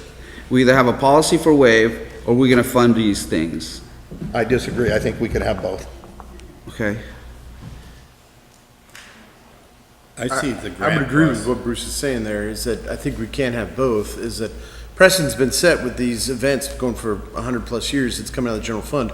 But can we be fiduciarily responsible and create a fund, like a reserve account, if you will, to be able to take care of these things? Possibly, and I need staff direction on that, if that could actually be done. Well, in the budgets, there was never a line item that said parades. The guys took this all out of their skin. I'm sorry, say that again, please? The budgets by the agencies in the past, they were not budgeting for this, but they took the requirement out of their out of their general fund money. It was never put into an account in there, but to my knowledge, that said we're going to fund the police department for whatever they have here for these grants. Agreed. So, and I think grants might have a consideration that, we'll just say we're going to grant $1.4 million, first come, first served. The grants can't be over X number of dollars, and we require a match. So Just do it that way. Go ahead. really quickly, just want to remind the council that the only events that are budgeted for currently in past years, and admittedly, we're trying to change this practice, have been the Peach Festival and the Christmas Parade. None of these other events that are listed have been budgeted for. We've taken them out of the general fund, you're absolutely right. But there's no precedent that I could find that showed that the Buckeye or any of the other listed events that are there, that are non-city sponsored events, were ever budgeted for. So when you see police overtime, fire overtime, which has happened in past years, which is you budget for a certain amount and then there's some overage, it's part of that overage sometimes over the budget has been events like this, like the ones we're talking about tonight. So I think if the council wants to put a cap, create a grant, budget for it, have a certain amount of fund, all of that is fine. My only concern and what I've heard so far is that if we create, and I think the mayor just spoke to this, if we create a budget, whether it's waive it for all these historical events or create a fund and it's first come, first served, whatever it is, it has to be finite, because to budget for just kind of whatever we feel like throughout the year, I don't know how to budget for that if there isn't some sort of a cap on how far we're going to take this as new events come in. If we're not, I can't budget for it. We will go over budget, I can tell you that. If we do some of it and then we leave the option open for discretion the rest of the year on other events. Well, I think you should, to the chair, I think if you do the budget, you budget for the grant as a line item in itself. You would budget for that. And say you want to put we say $1 million in, that would be a line item for grants. So, through the chair, with respect to grants are not always available. No, there'd be our grant. Our grant from our, okay. Just for perspective, in the newspaper, a little while ago, that there was an article about what Yuba City, they were talking about this very thing, and they listed the events that they sponsor every year, and they noted their budget. They listed the ones they sponsor, and they had a note they don't sponsor the Sikh Parade, they don't sponsor that one, but their budget for special events was $55,000. And what is their general fund compared to ours? But they set a limit. They said these are the ones we sponsor. They set a limit for what they're willing to budget into in their budget for that.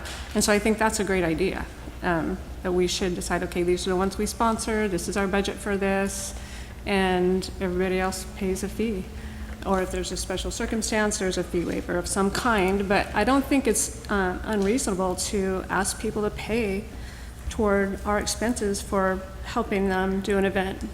So I think there needs to be some sort of that in there, a partnership. I really ought to be a partnership between the city and anybody who wants to come and do an event in our city. So I think we need to think about that too. It's not unreasonable to set a limit for ourselves and expect people to contribute toward the activities that they want to do. Not that I don't want to help in that, but we need to think about that. How much will help us to stay within our budget and reach our other goals. We just talked about our goal setting, where do special events, which I think they're very important and I want them to continue.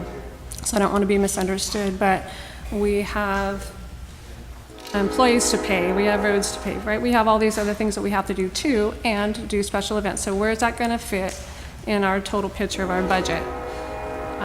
You sound like a city manager. So, through the chair. Well, hold on, So maybe we need to look at, we definitely know we're going to continue doing the Christmas parade and the Peach Festival. We've budgeted for that. And so, okay, beyond that, what can we do? And so, but I think this is a good criteria. the current policy we have, I don't think is bad. So I think that's a good place to start. And then I think we need to talk about how much can we afford to put towards special events in our budget, and then decide how we're going to divide that up. And and maybe the percentage idea is good. Okay, each person who comes with a special event can have this percentage of the pie that's available for everybody. Mr. Mayor? Yeah. Mr. Hudson, did you want to comment? I Sure, want to please, go ahead. synthesize what I've heard so Please. far, so Go I ahead, want to take please. the floor. I was just gonna reiterate what I already said, so please go Okay. ahead. So let's move this along, and I'm going to synthesize what I heard. So I heard there likely should be a pot of money within the budget. I also heard that the preference is to isolate nonprofits, okay? I also heard that in doing so, that we do have these historic events that we have to honor and move forward with to assist. What I've heard as well is, in doing so, there seems to be an openness for a percentage that can be allocated as part of the budget pool. That would be a transfer to not only the historic, but potentially newbies that come forward that are seeking a request. With that, there will be money in the pool, and then ultimately, there will be a point where there may not be no additional money. And what I'm hearing is that there is some receptiveness by the council that in those cases where somebody is seeking a waiver, that then we as staff can come back to the council, seek if we want to take additional funding from some other source because the pool has gone down. Am I sort of in the wheelhouse of what I've heard from the collective I think that's council? pretty good wheelhouse. Pretty close. Yep. Mr. Mayor? Yes, sir. On the budgeting of it too, I mean, whether we do this fee waiver fund or if each department builds in, But that's it's up to staff, obviously, how you handle it, but that would be another possibility, that a certain amount is built into each department. It's just a of cost what would be that. allocation. So the qualifier that I would want to know is if there is agreement that there be a percentage of the pool split among the nonprofits that come in, what is that particular percentage that should be allocated? Is it a cost per cost? So if their fees are $6,000, do we match that fee? Or is it, here's the pool of money, whatever we budget for, and each individual nonprofit comes in to receive 10, 20, 25%? Or do we pivot and say, with the historical, we are going to cover all the costs for the historical event? So that's one, not to get too sideways on this, I'm really trying to keep it in a box here from a policy standpoint, so keep that in mind.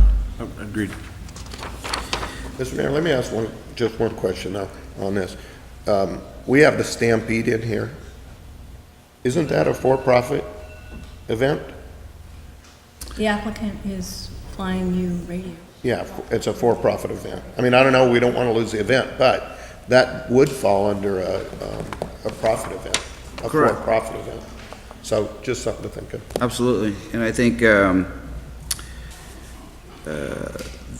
and even the Scarysville, not that that's for profit, it's not a non-profit, it's like the downtown businesses get together and kind of do it, so there's no, I think maybe Crossroad Church or one of those churches in US City kind of does it, kind of takes the lead on it, but I think a lot of the business owners kind of, so that's not really like a, Still a nonprofit to begin with that Okay. does the insurance that. but yeah, I think the Stampede's a Right on. good question, because then according to, and I like to take Councilmember McKessie's suggestions, let's try to go over this criteria, so I think we're pretty close. If you go to the policy, the 2 pages, the policy that was adopted in 2013.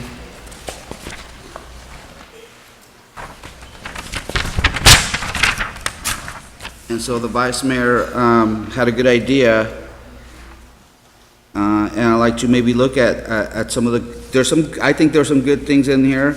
I think staff also have a point that depending on how it's applied, it could be applied in multiple ways, and that creates what happened with us, 2 months ago. So let's go through it really quickly. Eligibility, who would be eligible to be part of this, this fee waiver reduction policy. And this one says that you have to be able to meet all the criteria. And so that's, I think that was part of what staff were having a hard time. Yeah, you met all of them except for E4, you're out. And so E4 kicked a bunch of people out, and then people got upset because, well, you're treating me differently.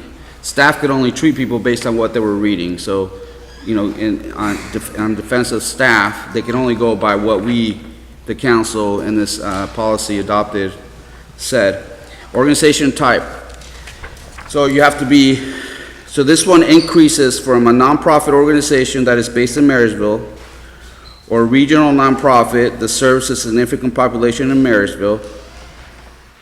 And again, that could be kind of broad. A government entity where the use is related to performing that agency's governmental duties and significance and importance to the Marysville residents and business, like Health and Human Services maybe wants to have a health fair from the Yuba County Department, and they're looking for a fee waiver.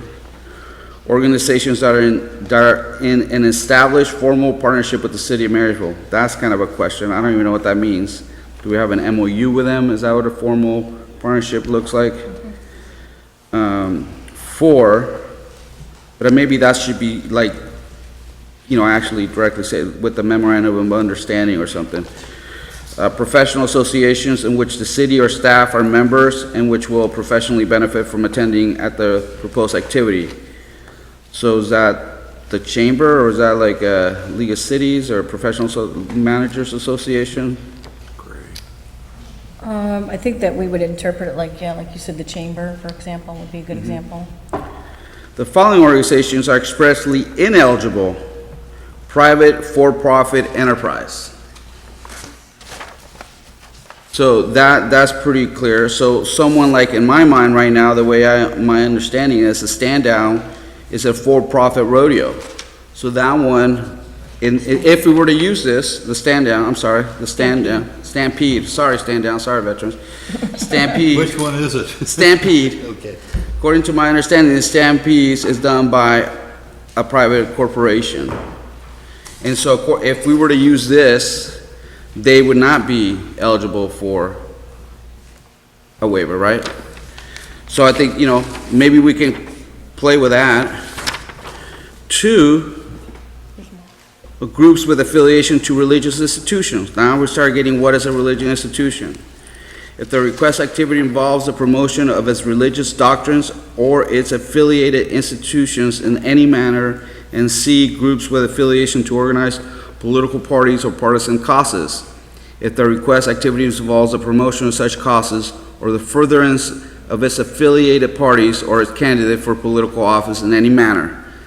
I think 3 is good. 2 then gets into some hot water, right? But I think it's a good one. But again, it gets into hot water. What is religious institutions? So let's go through the next one. Financial hardship. The payment of required fees would create a financial hardship of the organization or would have a detrimental effects upon the service provided to the public.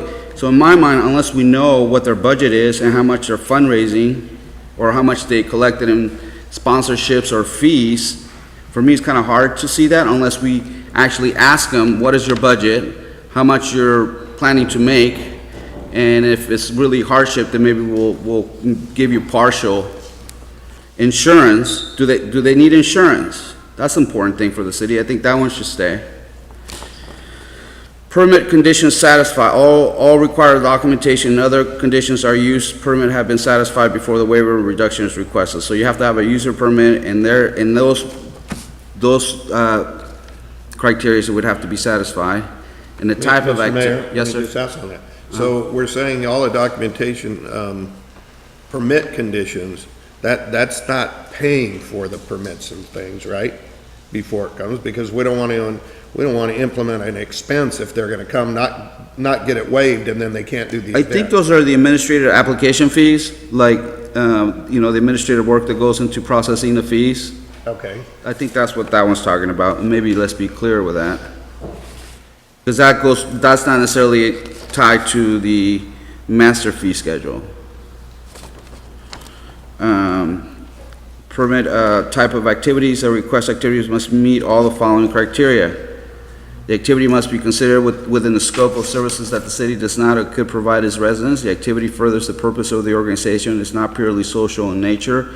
The activity is significant value to the city of Marysville or the community at large. The activity will have no significant detrimental impact on the city's facility use or on the city resources or the ability of the city to deliver its usual level of services public. And so that's the thing that, we talked with fire and police. The activity must be open, and public works, and the activity must be open to the public at all times. So if they're collecting tickets to enter, that's not necessarily public. If a fee is charged for attendance, admittance, or participation in the activity, a reasonable portion of the proceeds will be paid to the city to offset the city's direct costs created by the activity. So in my mind, when I looked at this, I thought, okay, but I think staff are saying if you're gonna administratively, allow it to go through it and administratively say yes or no, what they're saying is, if we say no, you need to support us, That would be awesome. right?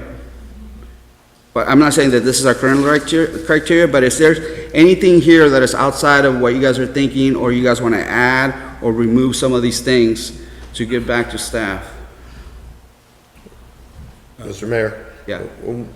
One thing I want us to be careful about is when we keep using nonprofit, because just because you're nonprofit doesn't mean you're doing a not-for-profit.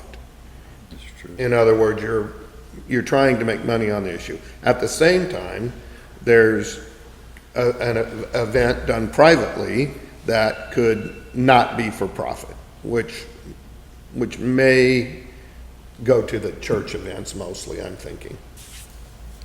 But I think we need to be careful on that wording, nonprofit and not for profit. I think that's where B comes along, financial hardship, because you could be a nonprofit that have tons of sponsorships, and so it's not necessarily a hardship for you, right? To pay for the costs associated with putting the event together, right?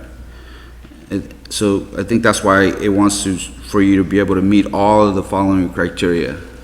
Well, financial hardship's gonna probably have to come back. Staff's gonna say no, they're gonna say why. They're gonna explain if they're gonna prove a financial hardship. I mean, they're gonna have to be able to prove that. I think they come with the application, part of the process is show me your budget for the event, kind of thing, like when you ask for a fee waiver, can you show me your budget, your proposed budget? So they can take a look at it. I mean, that's what I would do, not go back and forth, but the application itself should include things like a budget and insurance and your nonprofit status or other statuses. Just mention something. I think when you look at the list in E, and Jim, chime in or correct me if I'm wrong, but what's been challenging for us is the discretionary portion of E1 and E4. And those in particular, because, how we define as staff our scope of services, and we look at an event and go, well, we don't do that, so that doesn't qualify. And it says right here, all of these must be met, all of this criteria. We could look at any number of events and say, that's not in our scope of work. Okay, well then, therefore, we're not doing it. And number 4, I think there's a discretionary component about how do we view significant detrimental impact. I mean, we're talking about some events that have some fairly decent price tags to them in terms of police and fire overtime. So from the staff perspective, although maybe not for the council, I understand, we're looking at it and going, that's a pretty big detrimental, event X has a detrimental, huge impact on the city and a huge cost, so therefore, this is the part that's discretionary that we're having a problem with. From our perspective, we go, therefore, doesn't qualify, but the council might have a different perspective on that. Maybe, $10,000 or $15,000 of staff, resources, time, all that stuff, maybe that isn't detrimental to the council. I don't know, and that's why this has become a problem, because And we're maybe- viewing it as staff. And maybe that's, Councilmember Simmons brought up, we give people an opportunity to appeal the question of staff, right? And I think part of it is, if, let's say we were to keep this criteria, then I think we also have to add some timing. Like, your application should be X amount of days or months, when you apply before your event. Like, you can't apply whatever amount of time, because there might be an appeal process that they have to go through. So whatever that timing, I think we also have to kind of indicate, if you come in a week before, we're not even going to consider your application, right? Because that just, if you come in 2 years from before, maybe you're a little bit too early, but maybe something between 2 years and a week. We are working on that, actually, to make a proposal to the council. What's a fair amount of time for us to respond and be able to give a response? So that is part of what we'll be working on. So, through the chair, as I read the ordinance as it's described here, I don't agree with all of them, and I definitely don't agree with that they must meet all of them. But, some of what was decided back in that time is still relevant to what we're trying to do right now. As to exactly how we want it to look, I think we need to try and develop something from this point forward and kind of go from there. This is not all bad, but I don't like how it's written with some of it. So what Jim prefaces to what we've already discussed, I think, is on point. And I'd like to kind of see us kind of go in that direction a little bit and go from there. We do need to create something decisive, but yet not necessarily bring it back to us all the time. Staff is staff. They do have ministerial purview. As long as we can give them a little bit of direction, possibly leaving a leeway for them to come appeal to the council, which Marty's probably right, they'll probably do every time. But it still allows a little bit of room in there. I don't think we can come with the minutia of everything that we're trying to discuss with a definitive determination tonight. I would like to see staff come back with us with what we've kind of discussed, and then have that conversation at that point. This was made 6 years ago, and it's good, but we can do something from this point forward with the problem that we've currently experienced with historical precedents already being set and so forth. So with that, unless there's anything else to us kind of minutia on this whole thing, I'd like to see us step forward and wait for them to come back to us. Staff, do you feel you have enough? Yes, Okay. I think I can get you pretty close. I would preface pretty close. I think when it comes up, there's probably going to be some parameters that need to be further refined, but I think I could get you pretty close based on this. Awesome. And at that time, when the policy comes in, the public will have an opportunity, how do we get the public input on the policy during the time that comes to us? That's your call, Mr. Mayor. And we can either open it I can now. open it, I can open up now for public input, but I just remember that we got, how long we've been here already? Wow. So anyway, any public input on this matter would be helpful. There you go. Thank you.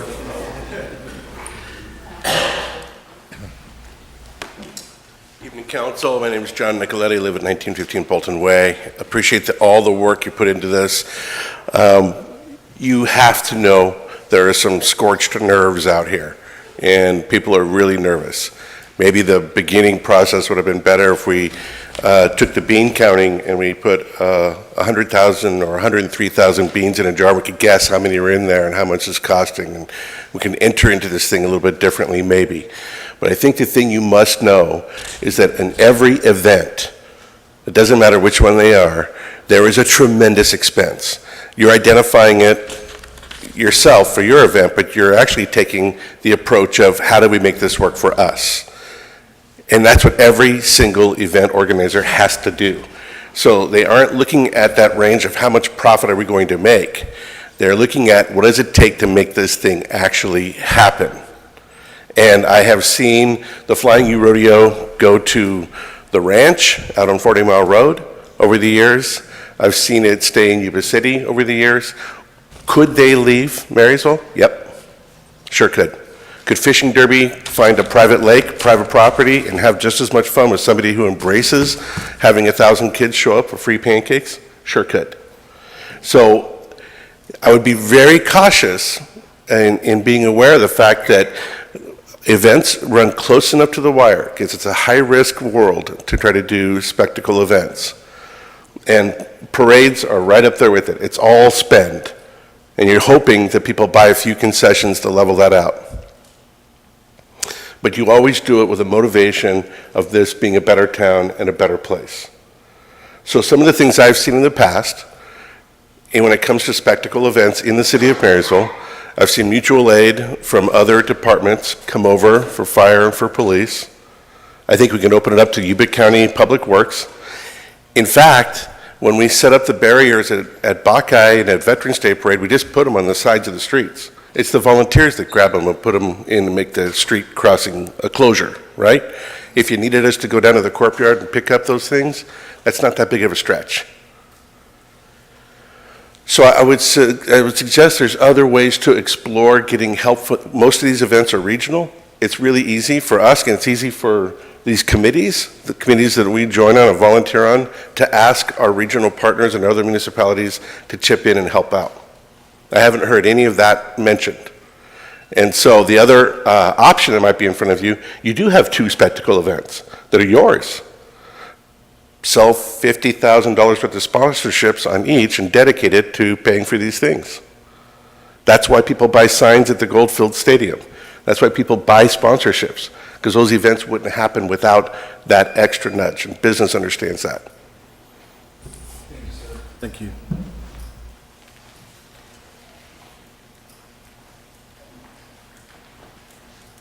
Trees don't qualify. Yes, my name is Dale Whitmore. I live here in Marysville. You got a lot of good questions on there, but I think the really overall question is what is the goal of the city with these events? Marysville is known for parades and events. Are we trying to get more of these? Are we trying to work on that vision statement where we talk about a more robust economy, welcoming environment, strong sense of a place that honors its rich history? Are we going to support those things? And just like John said, all these events take an incredible amount of money just to make them happen. But even more than that, they take a few dedicated, passionate people that put in hundreds of hours to make them work. Right. And they're fundraising, they're hitting their buddies up for money, so on and so forth. And now to ask them to put in more money that the city has been funding for all these years is going to tip some of them right out of the city. I mean, we have a Measure C, which we just passed, brought in over $1 million. I think the city can afford to keep doing what they're doing. We got by the last 8 years in deficit spending and managed to support these events. Do we want more of these events coming to Marysville? Do we want to keep the economy going? And I think we do. I think that's what we need to look at. We need to, I mean, even the for-profit. I mean, well, of course, there was this whole discussion about profit or no profit. I mean, the Kiwanis Club puts on a lot of events to raise a lot of money. Do you call them making a profit on those events? But all that profit goes right back into the community. I mean, all these people are making tens of thousands of dollars and putting it right back into the community. I mean, the city can't do that. The city's not that set up. So we have all these volunteers working hard, trying to partner with the city to make the city a better place. And to hit them up with fees, I think is working backwards. We're going in the wrong direction. Thank you very much.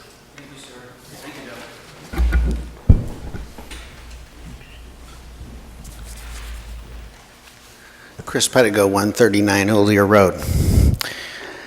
The City of Marysville currently collects, according to the League of Cities in 1617, $80,000 in transit occupancy tax. Those are people that visit the city.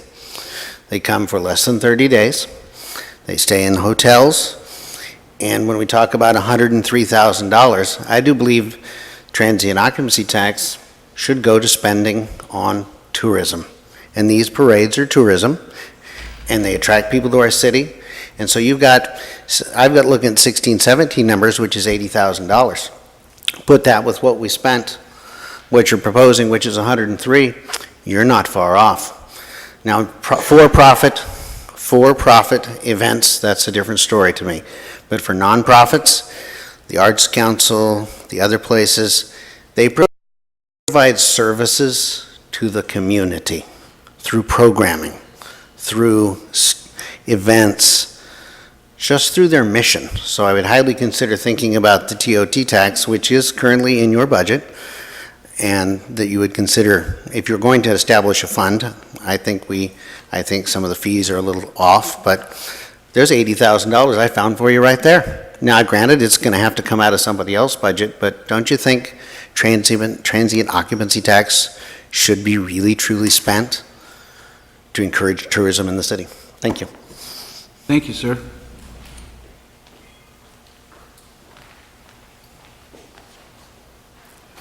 Good evening. My name is Judy Mann, and I reside here in Marysville. I came here tonight because I saw the agenda, and I heard that we were going to have a special events application and policy workshop. Okay, I have not seen that tonight. Okay, what I have seen, though, a workshop between the city and the council. It seems to me that's where the work needs to be done. I came here to learn about the fees, why and how much we have to pay, and an actual workshop where I can walk away and know how much I have to pay for an event, or how much, or where to go for my marketing, or where to go for my security. You know, I need a list, I need a name, you know, phone numbers, contacts. So that's what I came here to learn. Today I didn't see that, okay? The history fair and the annual picnic that I do are two events that bring people together. They get out of their homes, they come and they enjoy. They're a gathering, they're helping each other. With the history fair, it impacts our businesses downtown. So I fear that is really important. The picnic, when I saw the breakdown, I was a little bit upset because I saw that there was like $600 in fees, or maybe it was exactly, I'll tell you, exactly $470 in fees for mowing the lawn. Public Works, I thought they went out there and mow our city parks. So if we have an event in the lake, Ellis Lake, we have to now pay for mowing. So I was kind of a little disturbed about that. Most of the events here are done by volunteers, okay? And all we have to do these events is go out and look for sponsorship. That's all we have. And our vendors, the money that we charge for our vendors. That is the only income that we get off in doing these events. But we have cost. We have to pay for the porta potties. We have to pay for other items to hold on to the event. Our marketing, our paperwork, our media, you know, all that costs us. And all I'm saying is listen to us, hear us out. I'm amazed. I've seen the community come together. I saw a group of people get together and clean First Street. I saw a young lady, a business, who put bikes together, and she gave all these bikes back to the community. We're all trying. We're all working hard together. And all I ask is the city council work with us. Thank you. Thank you.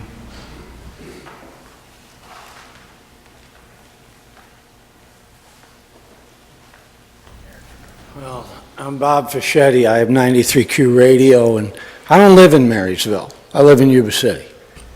But I like Marysville. And we put our radio station here because we like Marysville. And I only have one concern, it's just a PR thing to me. I'm concerned with how Marysville's going to look if you guys don't navigate this well. I'm just being honest with you. I think this is a critical time for this city to have some wins and some things that go forward. We're excited you got new people on the board. We're excited you got Marty here, she's new. Got a new police chief. I just think it's exciting, right? But I sat here tonight and I'm kind of thinking, this is a bit tough to navigate because in the end, it is about money. In the end, when you're all done with everything else, you're going to have to deal with the cost of everything. So it's not my call to decide what you guys decide you will invest in or not invest in. But you've built a heritage here, and it's a good one. You built one on parades and events, the Veterans Parade, and a lot of them, quite honestly, yeah, it's been on the city's back. I hear that now. You know, before I just said, oh, it's great, I went to the parade, I didn't know where the money come from. Now it's becoming obvious where it comes from. And all I'm really asking is, when you consider the road you're getting ready to go down, consider how people view Marysville, because I think it's going to be real important in the coming years. I really do. They're looking for change, they're looking for positive change, and I believe you guys have begun to open the door to that. We put many of you on the radio, and I'll do it over and over again to promote how good this city is. But I can't make this call. I didn't stand up here to give you an answer. I just stood up here to say this could be PR catastrophe, or somehow this could be a push forward. It's not my call. That's why you guys got voted in. I just am asking you to be cautious in this decision. Thank you. Thank you. SAC badge will help us, won't it? That's a TG Care Command badge you have there? 195th. There you go.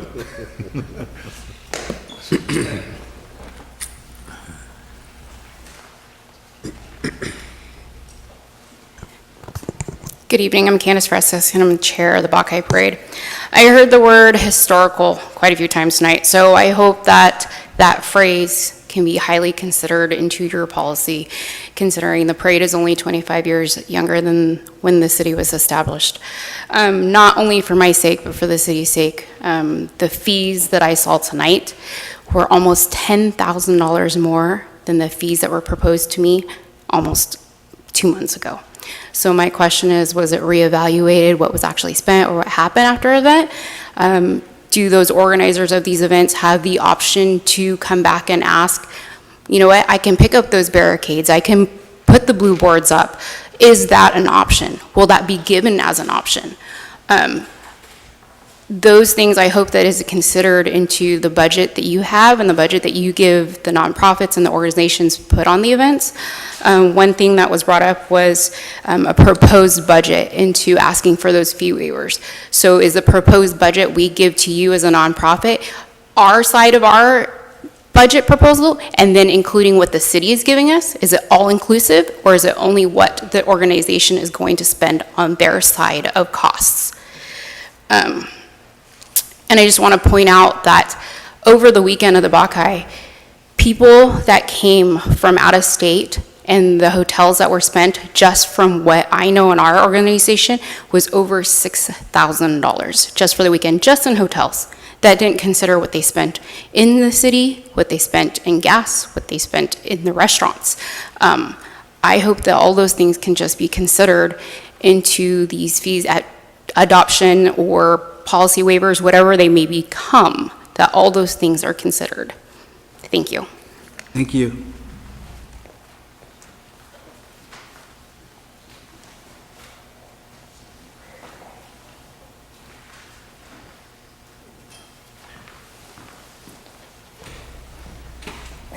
Russell Hogue, I also live in Yuba City, had a business here for a while and got involved in the community and love Marysville and its history. I love what you're all doing. I know you all have your hearts in it. I know Marysville's right on the cusp of taking off, and it is going to take off. You can see it. It's right around the corner. My only thing tonight is on the Bacchae Festival, for instance. Some of these numbers just don't add up. If you turn to the second page, where Public Works, In the very last, next to the last item on the right, you go to cleanup. So we had Public Works, 4 personnel, full-time, 4 hours, total of 16 hours, at $117.16 an hour. Who in Public Works makes $117 an hour? I want that job. And if you look at the ones above them, 50, 79, 97, 39, all those rates are, the hourly rates are inflated. If I work that down and back it out, I can save you about $7,000 right there, which gets back closer to the 16 that she was originally quoted. So that's just one thing, is you got, it looks like law enforcement and fire are all good, but for some reason the Public Works got inflated there. Just something to look at. I appreciate what you're doing. I'm helping Judy Mann co-chair the Historic Fair this year. There's, like I say, there's a lot going on, a lot of good things. Really appreciate all the work you're doing and where Marysville's going. It's got a good future ahead of it. Thank you, sir. Any other input from the public? Sure.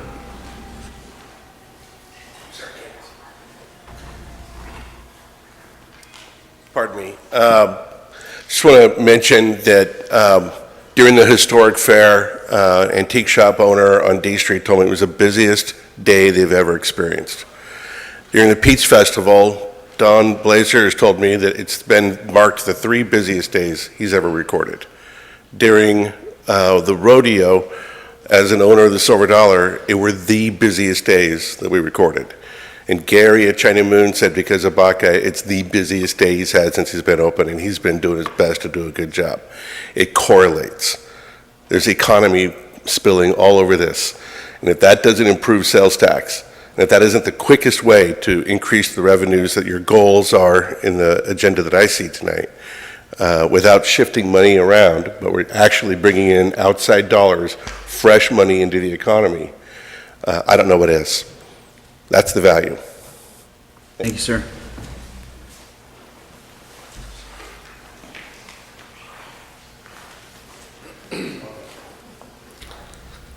Dominic Belza, 404 East 25th Street.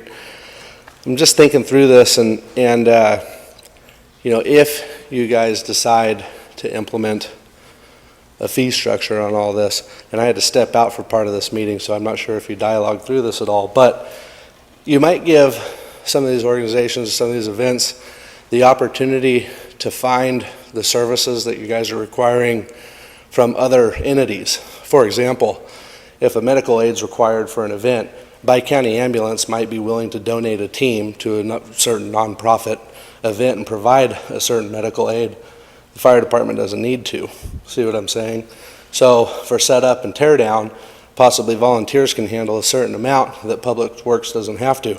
Or a private security company might be willing to offer security or partial security for an event as a donation. So if you implement that, a possible section of this might be warranted where you say, okay, if you don't find some other service that can cover that portion of the event, then the city services are implemented.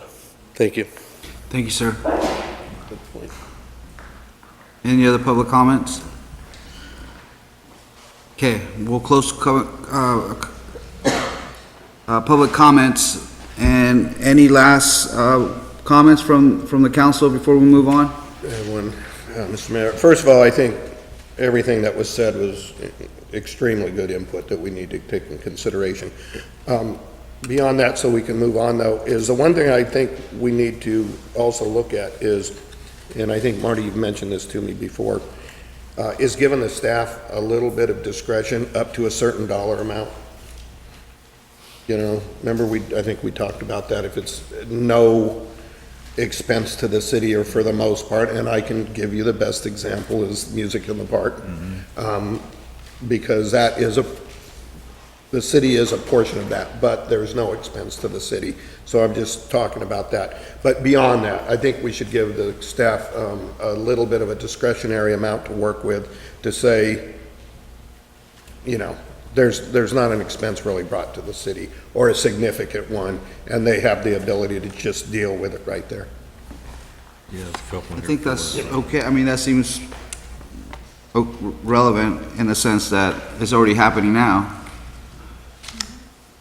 And they have their, kind of their cap, you know, of They expenditures. do have that ability already. Well, in I a mean, sense, they've used it right now because it's within their spending limits. They have spending limits. They have spending limits that don't have to come to us. Oh, right. I'm just saying, if we're putting a new fee schedule together, that maybe that should be included. Just a thought. That's, yeah. I just have one comment, just a thought about all of this, and I'm just so glad everybody spoke, because like you said, everything was just so valuable, and, you know, we talk about participatory budgeting, you know, just including the public on how we spend our money. Maybe this is just an opportunity to see, we've seen how everybody feels about these things, so include that in our thoughts on our budgeting. Any other comments? I really appreciate the comments that we got from the public. They were very constructive, very well stated. Two of them that I thought that I really think we should also consider is the TOT tax as kind of the max that we can use. That might be something interesting to look at. And then this whole collaboration approach of getting other entities involved. But I think the question becomes, who makes those requests? Does the city make that request, or does the applicant make the request from other entities, you know, asking for support? So I think for me is, if it's a city thing, that we are the ones required to ask for support from maybe the counties or other cities. But if it's an outside event, it should be their responsibility, but look for ways to collaborate. How do we collaborate and have them bring other resources? But anyway. So, just really quickly, in preparing for today, I started talking to some entities, like you're talking about, Mayor, outside entities, about the possibility of seeing if some of our larger businesses in town might be willing to collaborate with the city on creating that fund that we talked about earlier. I've only spoken to one so far, but it was an interesting response, which was that we want to help and we'd like to be out there and happy to have a contact person that I could create, you know, some sort of list and work with staff to do that. But we don't really want to contribute to a city fund because they themselves want to have the discretion to make some choices about, and if it goes into a city fund, then staff or the council would be making that discretionary decision about who gets a waiver, doesn't, or applies to it. And this one organization, which is a, you know, for-profit company, pointed that out. And I thought, I bet I'm going to run into this more, where they would rather we send the potential event applicant to them to ask for money, and then they get to, with their group and their company, decide who will, or, you know, who does or does not get a grant of some sort. So I have started that process, but I just wanted anecdotally to tell you the feedback I'm already getting is that the entity wants to, whatever the organization, they want to have the discretion. They don't want to hand it over to the city to have a decision about how to spend their money, which I think I can understand that. So. Okay, any other comments? Thank you for the work. Thank you, staff. I hope you heard us. And let's move on. But I'm going to take a quick break because I've had like 20 bottles of water. So I'd like to return to, let's see, my clock, my phone is 8:40. So how about 8:45 we return? Thank you.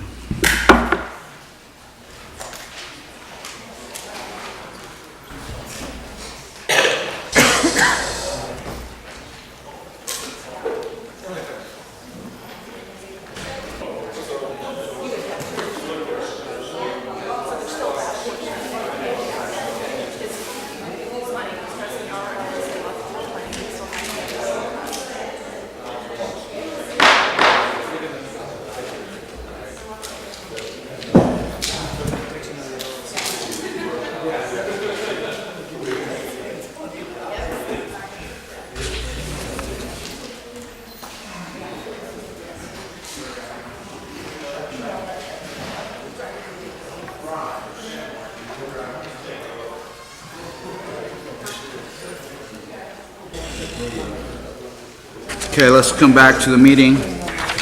Resume on item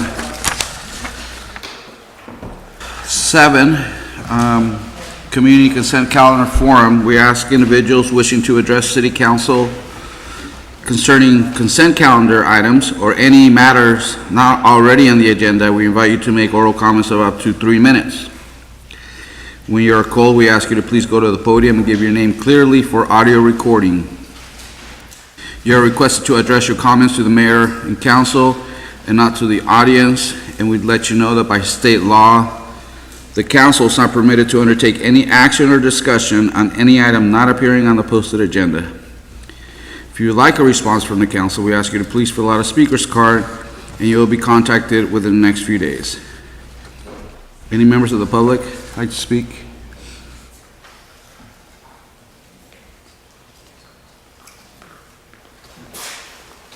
Good evening. Good evening. My name is Brian Brown. I'm Executive Officer of the Marysville Homeless Union. And we did a cleanup this weekend. In Yuba City, we got 16 yards of garbage. And here in the City of Marysville property over at Old Hollywood, we got about 16 yards of garbage on our own. But I would like to know if you could pick up the garbage. We need a refuse. We got it all bagged up, everything. Since it's your property, I know everybody's talking about the town. If the town's real dirty, nobody's going to come here and spend no money. I don't care what it is. They ain't going to spend nothing. So I'd just like your participation to help us get this garbage out of there. Also, the REAP site, the sleep zone, has had the bathroom removed from over there. I'd like to get that bathroom back over there if we could. And also the awning that was covered there for shade that was made for the REAP site was put in a remote area at the north end or the south end of the Riverfront Park, and it is covering 2 dumpsters. And also I would like to know if you could fix the 2 parking meters that are for the homeless, one in front of the courthouse and one over by a little park right there by the bar. They're both broken. And is the Covalod room a private property? That's all I got to say tonight. Thank you, sir.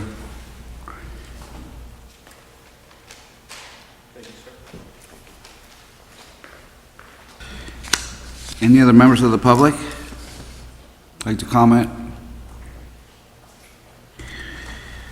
Okay, let's move to item 8, consent calendar. All matters on the consent calendar are considered to be routine and therefore approved by one motion unless any member of the council or the city manager requests that a matter be removed from the consent agenda for separate discussion and action. What's the will of the council?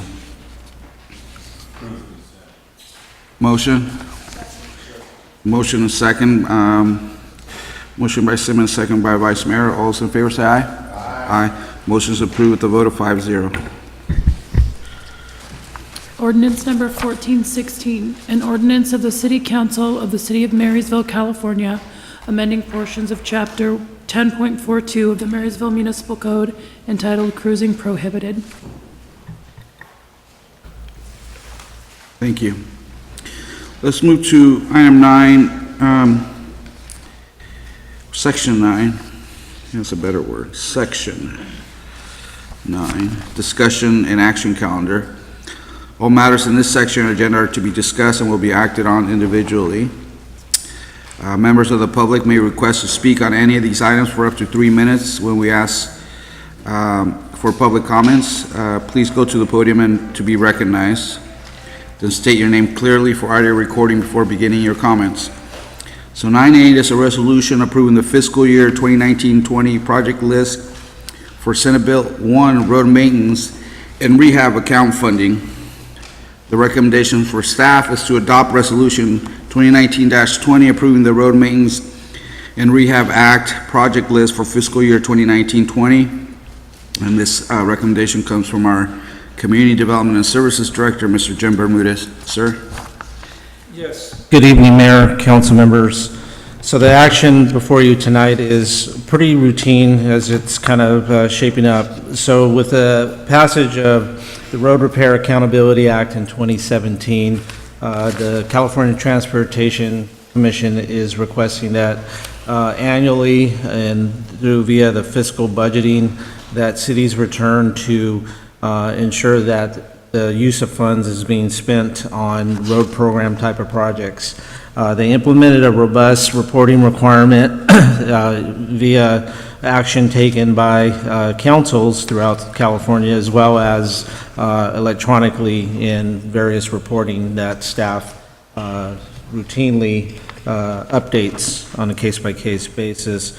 And so what this action is tonight is to move forward with the 1920 resurfacing projects for the city, which would entail projects on 6th to 10th Street, 12th to 17th Street, 12th to 24th Street, East 22nd Street, and Ramirez Street to Houston Street. So by the action of the resolution, what staff would do is enter in these particular projects into the CTC program, and they would be locked into that program for the upcoming fiscal year. I would preface that the CTC does allow wiggle room or some modification as the progress and processing evolves with funding and allocation and priority. So they do allow for some adjustment to be made within the coming months as we get closer and more into the new fiscal year. So what staff is looking for is just a council adoption of the resolution to carry that forward to the CTC with these upcoming projects. And that would conclude staff's presentation at this time. Questions? Yes, okay, sir.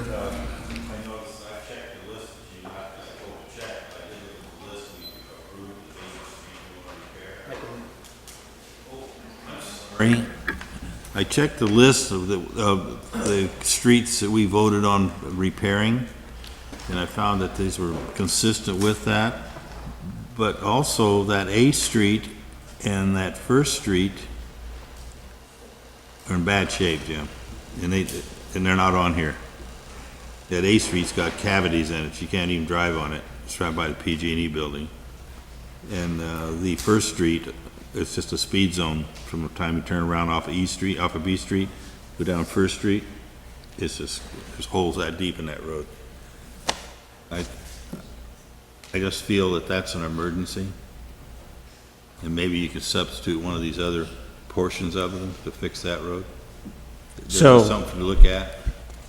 Yes, I'm glad you brought up. Staff is very aware of the two roadway segments. We are very aware of those segments as well. In dialogue with the city manager, we discussed First Street as a top priority. And looking at the budget in the current year, there may be some ability to do some form of actual grind out of certain segments of First Street to actually address this issue.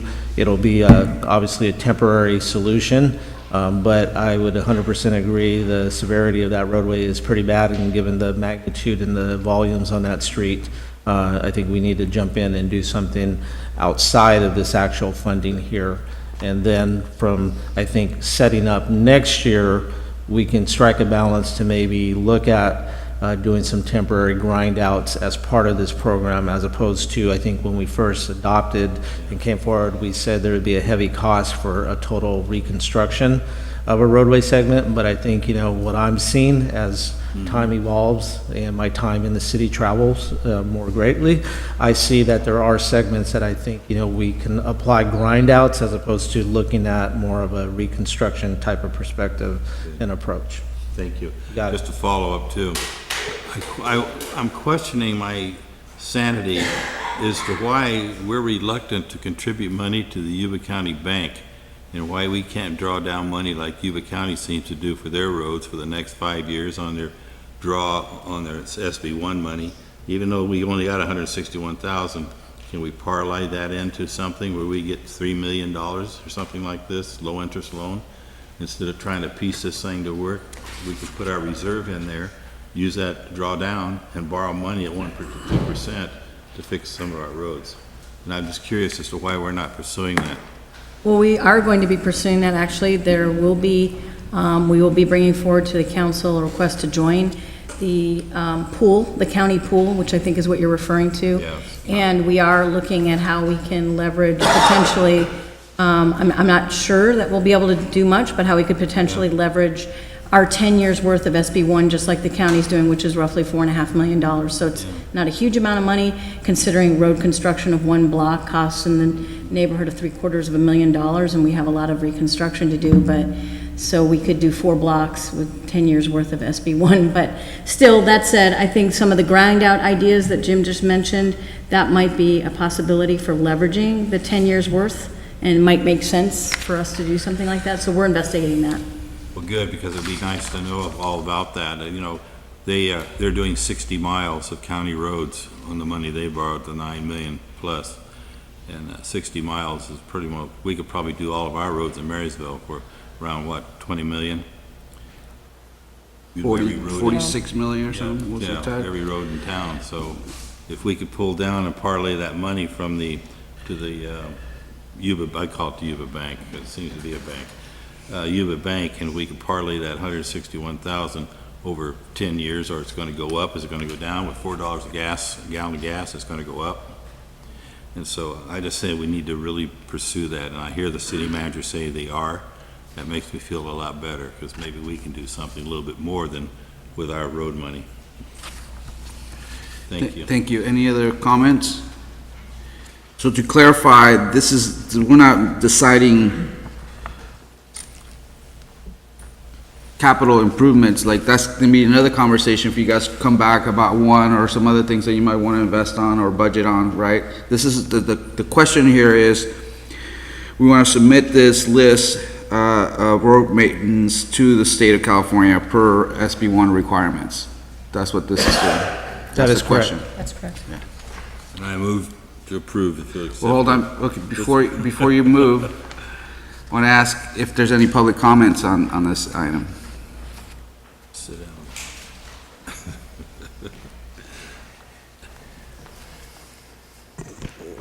Almost a year ago, Chris Pedigo, 139 Ely Road, when we voted, the previous council voted on this, the First Street was a section that was prioritized.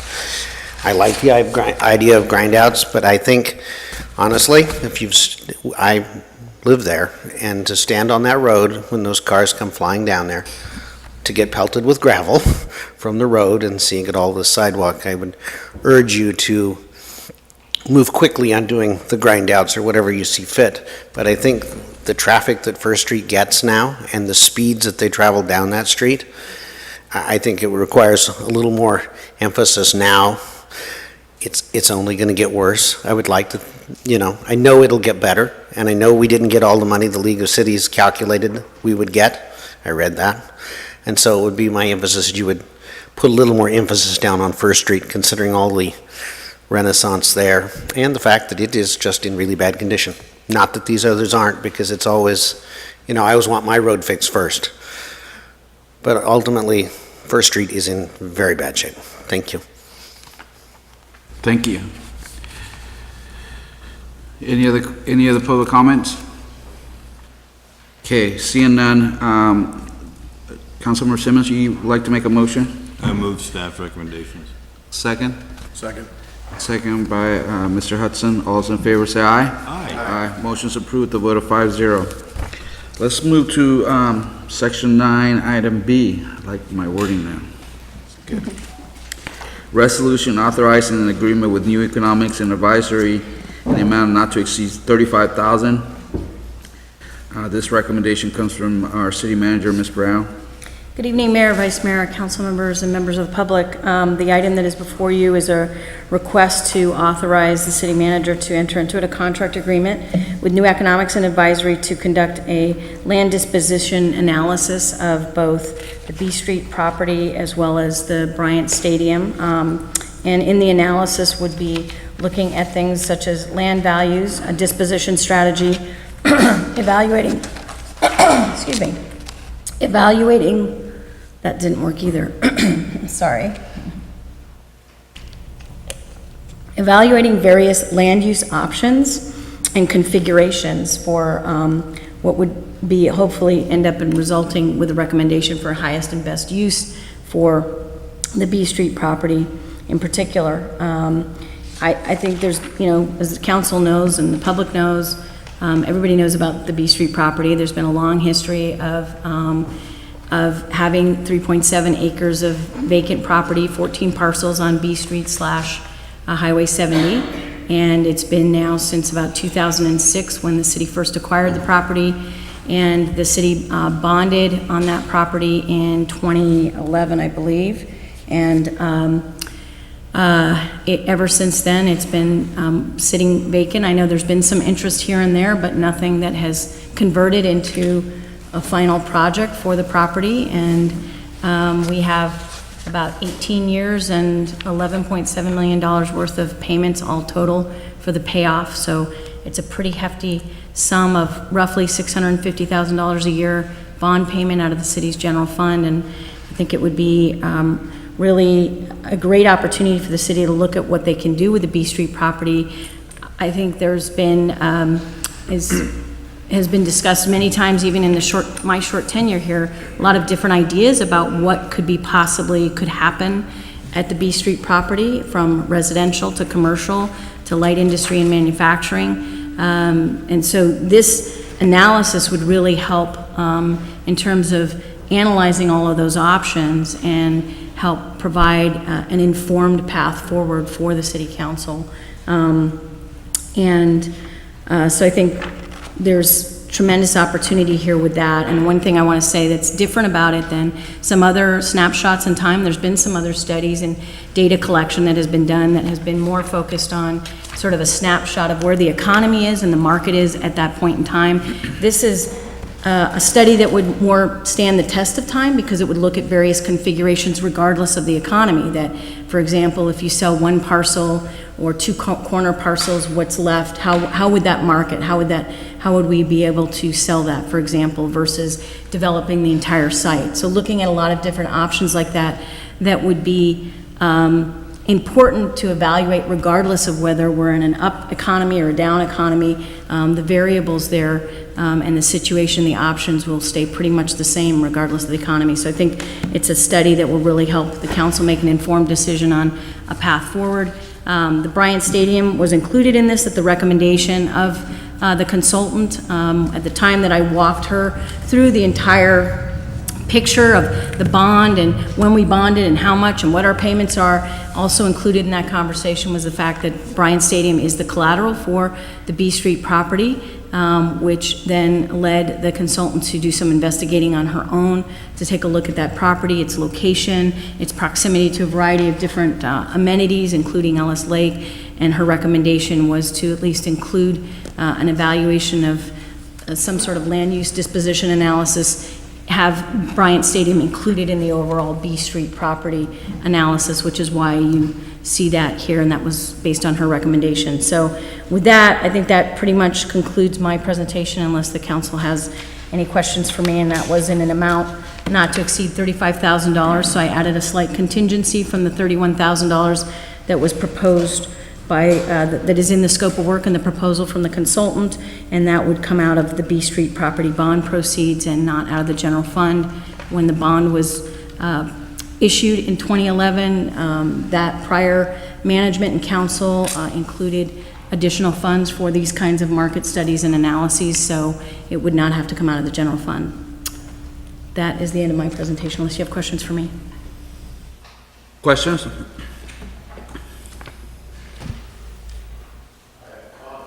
Okay. Questions, as much as comment. I had a little bit of discussion with this with Marty. Very concerned about a couple things on it. One, spending the money in general. I don't know if we have approached or interviewed for commercial realtor experts in this particular type property with realtors that would be that we can market it with. I don't know the last time, not being on the council, I don't know the last time there was actually an attempt to market it. So I find it difficult to approve the 35 grand. I also, with my discussion with Marty, is having the ball field even involved in this She gave me her feelings on it, but I find it a path to which I have gotten comments from this council of getting rid of that piece of property, which I am totally against, and I don't necessarily see a value in getting a market value on it for any reason. So my two concerns: one, including the ball field; two, why do we don't interview commercial realtors and spend that money on actual marketing rather than a market analysis? So that's a good question. Can you answer that question? What's the difference? Well, so the difference is that using a broker means that you're going out and you're just going out for the highest, whoever will pay you the most money. That's one thing. The other thing is a broker typically specializes. So if I've also heard the council talk about residential, commercial, industrial, different kinds of ideas around what kind of land use options we have for the property. Most brokers just specialize in one area. They just do commercial, residential, or industrial. They don't do all three. So having the analysis to evaluate what's our best option, and it isn't a market study, it's really a land use disposition analysis and study. It isn't just about marketing, so it's more than that, and it's also about a strategy for the configuration and different options of, like we've also talked about, why don't we just sell individual parcels versus developing the entire site. I think it's important to have somebody with that kind of background in economic development and land use configuration and development to evaluate where we will get the most ability to develop the property at its highest and best use that fits the best interests of the city and the council's interest versus just running out and putting a for sale sign on it, which is kind of what you're doing really with a broker. So I'm saying let's figure out what makes the most sense first and then go hire the individual if we need to, which frankly, having a background in redevelopment, this is really redevelopment, I would suggest once we get some conclusion from this, we actually go out with a request for proposal and we go solicit what we want versus just, putting a sign on the property and marketing it for sale. Because I would think the council would have a vested interest in the development that happens at the site. So we would want to do the disposition through a development agreement with community benefits and other kinds of things that we want to make sure that that property and that project is something that is of interest of the council and the community. And the only way to control that is through a development agreement. If we just put a sign and broker it and market it, we'll just get whatever anybody wants to give us for one parcel or 14. I think you're simplifying that a little too much. For one thing, there are commercial realtors that do all three. I've worked with them, so I know they're available. It's not locally. But if we haven't even interviewed realtors within that actually market, not put a sign on it and hope for the best, but actually market it and have the larger companies that actually have people they know to market it to, I think it's going to bring the land use. I don't disagree with what you're saying. What I'm disagreeing with is, do we have the money to do this? And I know you said it's within the bonds, but I guess my thought is that the best use of that money, which is money for marketing, correct? Marketing and analysis. No, it's really looking at figuring out what would be the best use for the property that is, and the configuration of that use, whether it's partially selling it, selling all of it, all of those kinds of things combined together, and evaluating that together so that if out of it comes, wow, this one thing, and I'm not even going to use an example because I don't want us to get focused on whether I say residential or commercial, but if they say this one use comes out of the study, makes the most sense, the market, the sweet spot for the market and for where it's located and what's needed in terms of infrastructure. That's another part of this analysis that would come out of it, is different kinds of utility and infrastructure needs for different uses would come out of this analysis. That if there's one thing that rises above everything else that makes it clear that we should be doing X, then we turn around and we look for, either we go through an RFP process, which I personally prefer because I feel like it gives the city more control over deciding the future of the property, Or we could also do the other route, which is go towards a broker that, and we can say, look, we already did this analysis, and we know what infrastructure we need, we know what, is the best use based on the location and all these other surrounding amenities, and then market it in a very focused way that's based on the outcomes of the study. I guess it just, one methodology is to me a little bit more like throwing things at a wall to sort of see what sticks, and one is saying we want to be focused about what we attract to the city that benefits the city, the citizens of Marysville and the council based on a whole variety of components that I just outlined. Okay. Is this, Then said then something. just to be, and I think it was very good explanation there, but I want to be sure too that my second concern on this is the ball field. And I don't want to be shifting around, just trying to make this easier to dispose of the ball field. Well, as long as that ball field was held as bonded for that $7 million, there's not much we're gonna be able to do with it anyway, till you clear that $7 million. But there's been discussion on Well, they putting, could discuss all they want to. on putting They it- gotta get rid of that $7 million. well, it's been on moving it to other Yeah. structures, so. That's not, I don't think, anyway. Any other questions? So the difference between, like, we had a broker, are there brokerage companies who do any of that?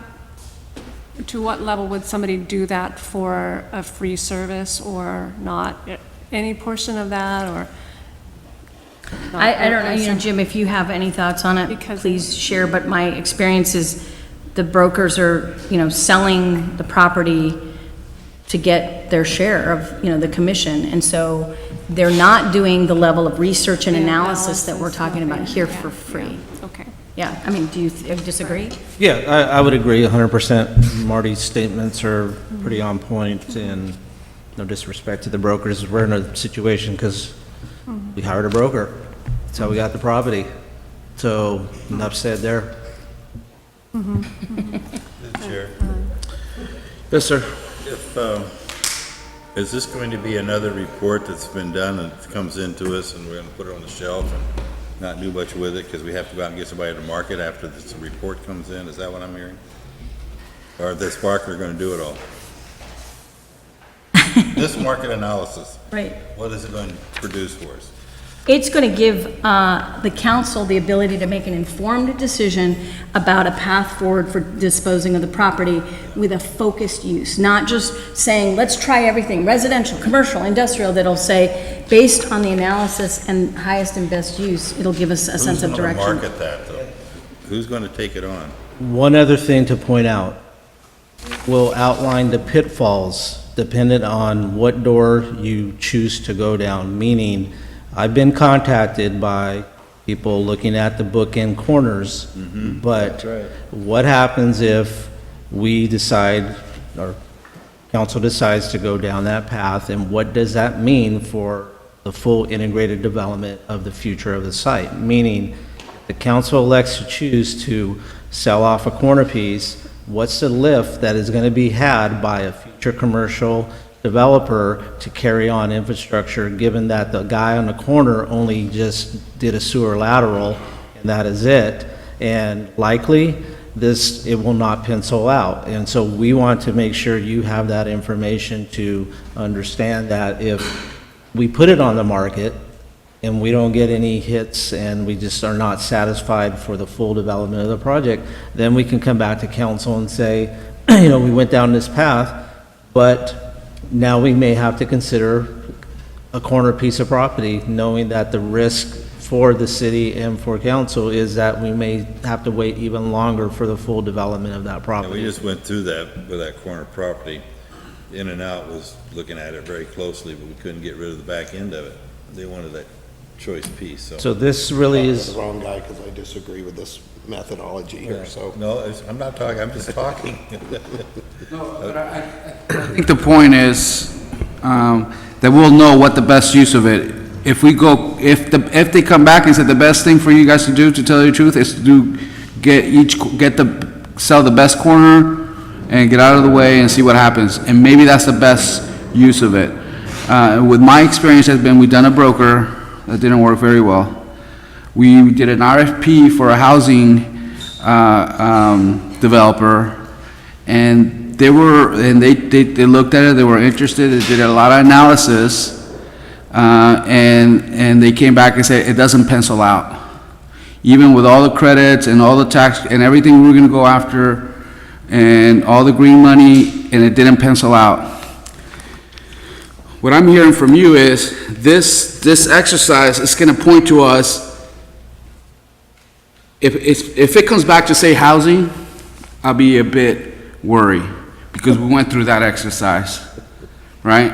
I went through that exercise with a nonprofit who's supposed to be a developer, and they went through trying to get cap and trade dollars and try to do tax credits and all that stuff, and it didn't pencil out for them. But anyway, but at least what you're saying is you give it different options, and each one will give you what improvements need to be made to the land to get to that point, to be attractive in the market.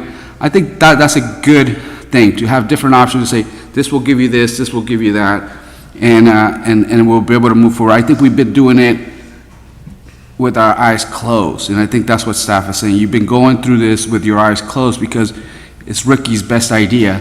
Ricky said, I think we should be housing because I saw another city doing, so I'm gonna put staff through the grind to go through the whole process and identify nonprofit corporations that can do housing, and they spend months and months on it, and nothing came out of it because we went through Ricky's idea, the council's idea.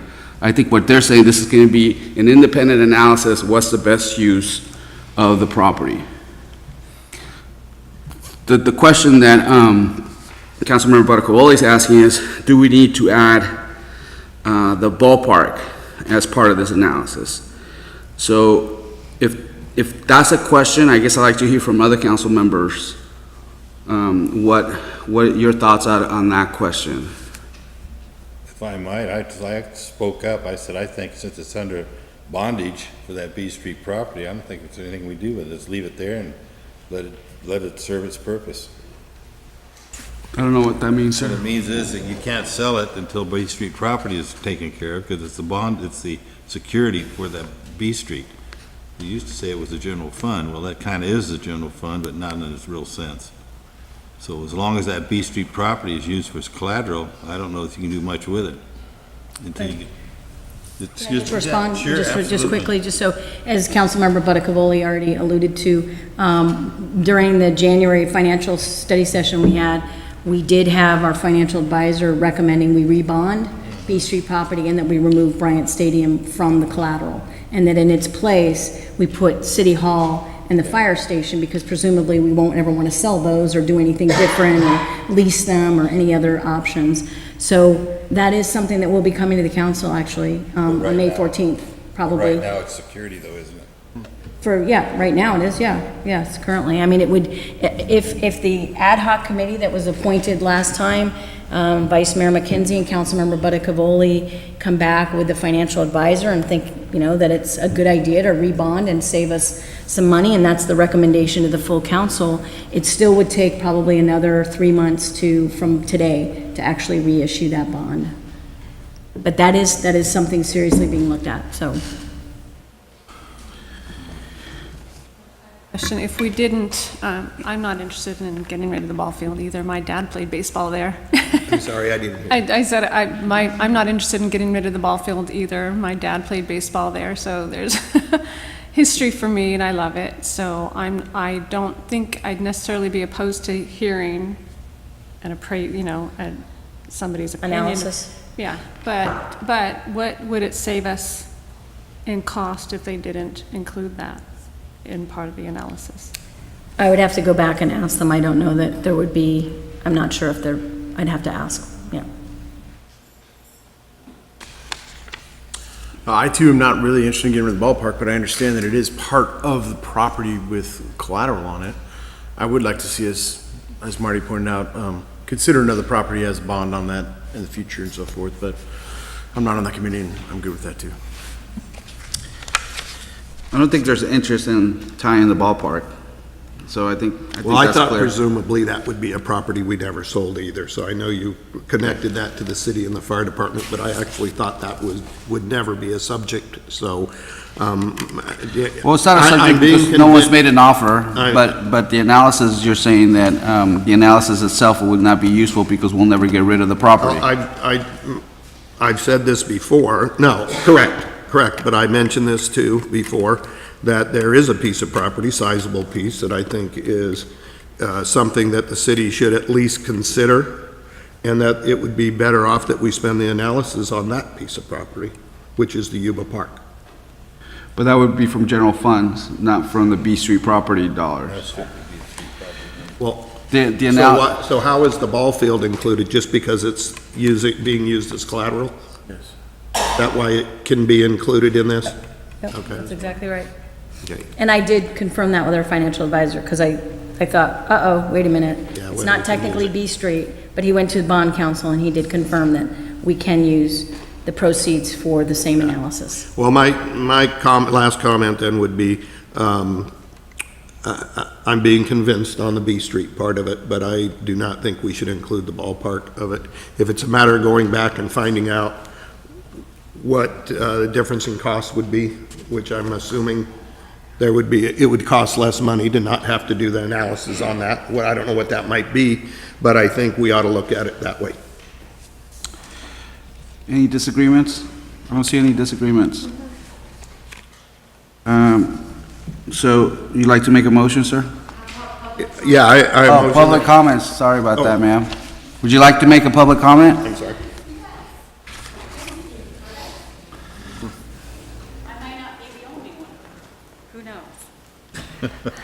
Hi, Kelly Rich Creek. I live in downtown Marysville, and I'm glad to see this discussion coming up on B Street. We haven't been updated in a while with details, and we still don't have a lot of details, but I do know a little bit of the past information. But one comment, a couple of points I want to make.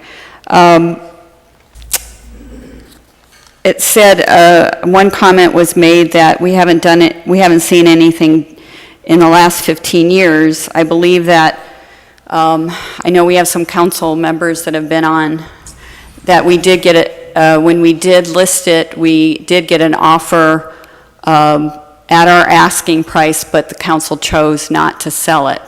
I don't know the details of it, but we chose to lease it instead. So that I don't talk about that, bring that up, I mean. I don't think that's correct, but Well, just to share it with us, because I just want to be updated on it, so if I'm incorrect, just update it, so I could, that'd be, you don't have to do it right now, I'll make my comments, and then you can, tell us what well, what all I the think there's been specifics. offers made, but I mean, we've never, the market, the offers have been made, yeah, for different things. But I think the council decided not to move on those for different reasons. And we had appraisal done, correct, and we got an offer more than the above appraisal, but of course, that was years ago, so if anything, we would need an updated appraisal on it to know what the value is. Correct. Bottom line is, someone was looking at buying it at a really low time of the economy. Yeah. Yeah. Right, well, I just was making the comment that it's not that it just sat there and nothing happened, and then the housing thing, and I'd love to hear more detail on that, but that doesn't, what we're trying to decide tonight is to whether to go to pay an analyst money, $35,000, to look at, looking at the bond item, priority 1, and then priority 2 with information on the land analysis. So I wanted to comment to that. So one thing, I don't think you're giving commercial real estate brokers enough credit. They do a lot of research and analysis, and at the very least, I would like to see staff at least go back to the brokers that we did have on the property, and I'm sure they have files, or you may know who they are, and find out what we were told was the best use for that property. And all the things that you want to know, I believe that they can give you that information. The other thing I wanted to bring up... Ma'am, your 3 minutes are You up. know, you were interrupted, so I think that I would ask respectfully that I get a little bit more minutes, please. Not minutes. Come on. Okay. I'm going to say that the other point is about penciling it out. Let's be real here. Our property is the debt on it, what is it? I think it was it's over $6 million. It's going to be hard for anything to pencil out. We got to be realistic. How is it going to be penciled out? So I don't know what the details of the housing is. I'd like to know it, but we need to talk more about the finance side. And I think that we can talk to finance people without spending $35,000 to do that. I think that is an amount, I think that I would vote no unless I have more information. I would ask you to vote no on spending this money until, at the very least, you get the information that we already have and we already went through. Thank you. Thank you. Just my comment on the penciling out, it was, they were going to finance the development of housing. So they were going to put a cost associated per unit, and they were going to finance it through different ways. And it didn't pencil out for them, not for us, for them. It didn't pencil out to build the house units because they couldn't finance them. That's what I meant by penciling it out. Mr. Mayor, can I make one comment towards that too? Our ad hoc committee will be looking at how we refinance through the bonds to attempt to save some of the money. So we are working on that part of it also.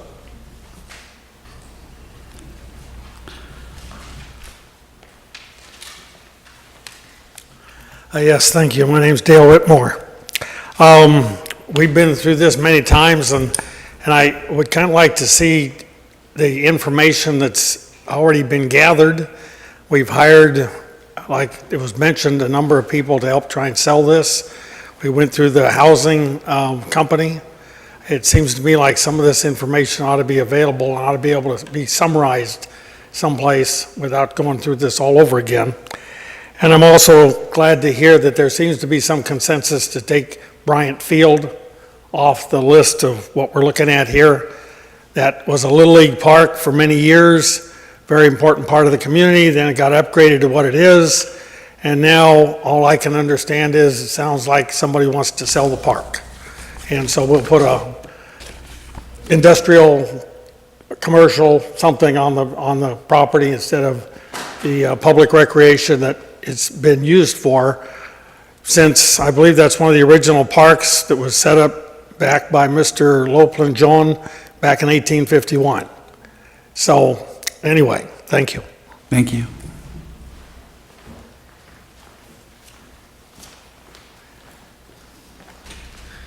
Chris Pettingill, 139 O'Leary. I have one concern in the whole report, and no one has touched on it. It was listed right down at the very bottom, default, as an option to look at. I honestly can say I sat in front of a room full of people when we asked for a 1-cent sales tax and got absolutely hammered because that was one of their suggestions, was default. And I had to explain to them the Knox-Hertzberger Act that says regardless, if you default on that bond, which I don't think you should, and I read it in the report that it was an option, that will still be passed on to the residents if the city folds up regardless. The county will be in charge of administering that debt. How they administer it, whether they raise taxes, what they do, they have control over that. And so raising the specter of that goes almost against what we campaigned on for Measure C, and we got it passed. And I don't normally do this, but I believe Mr. Buttacavoli was in the room when we got hammered pretty hard about default. Not my intention to throw you under the bus or anything, but he was present. And that really bugged me that I had to see that in there because that was one of the people's biggest concerns about the tax measure. Why just let it go? And here we're right back to the same conversation. And it deeply scares me that will give a negative spin on what you're all trying to do, which is ultimately market the B Street property. But the idea of default being put in that report, I mean, I realize it's an option. and I believe in transparency, but honest to goodness, if somebody was to read that, the tax measure they said that they would trust us with, that was the things we wouldn't do, is default on that. So, thank you. Thank you.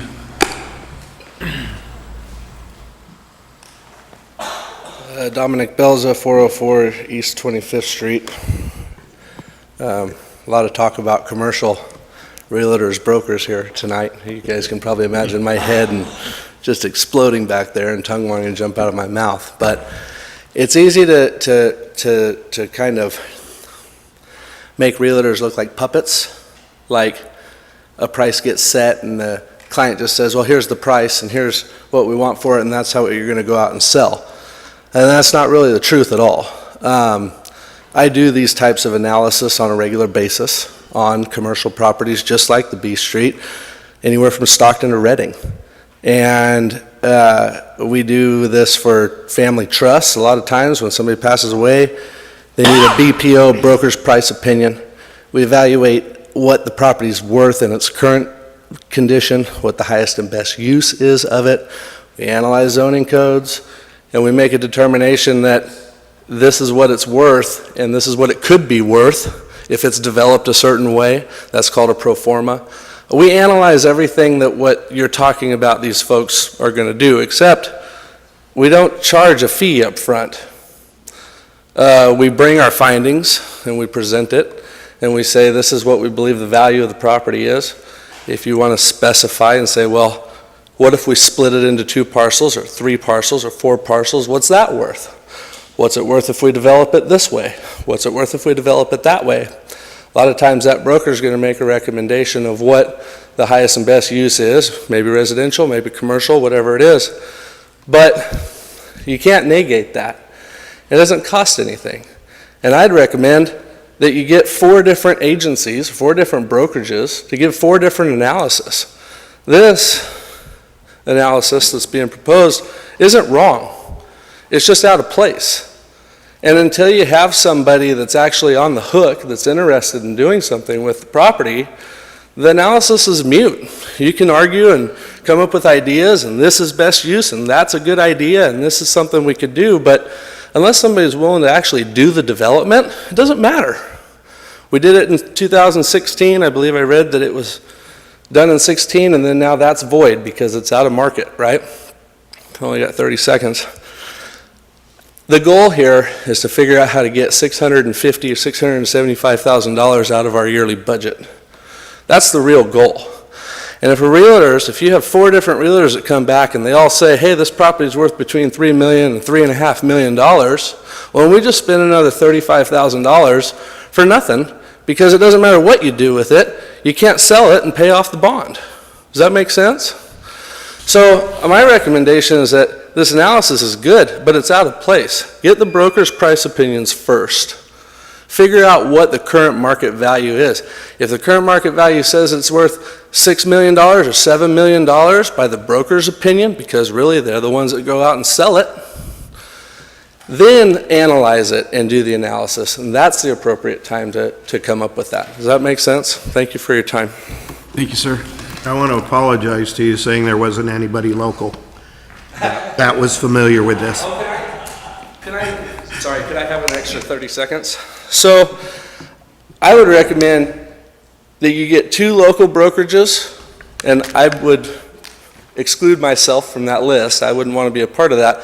2 local brokerages, which are typically generalists. We use the term generalists, meaning they do commercial, they do multifamily, they do industrial, they do land development. Some of them dip over into agriculture.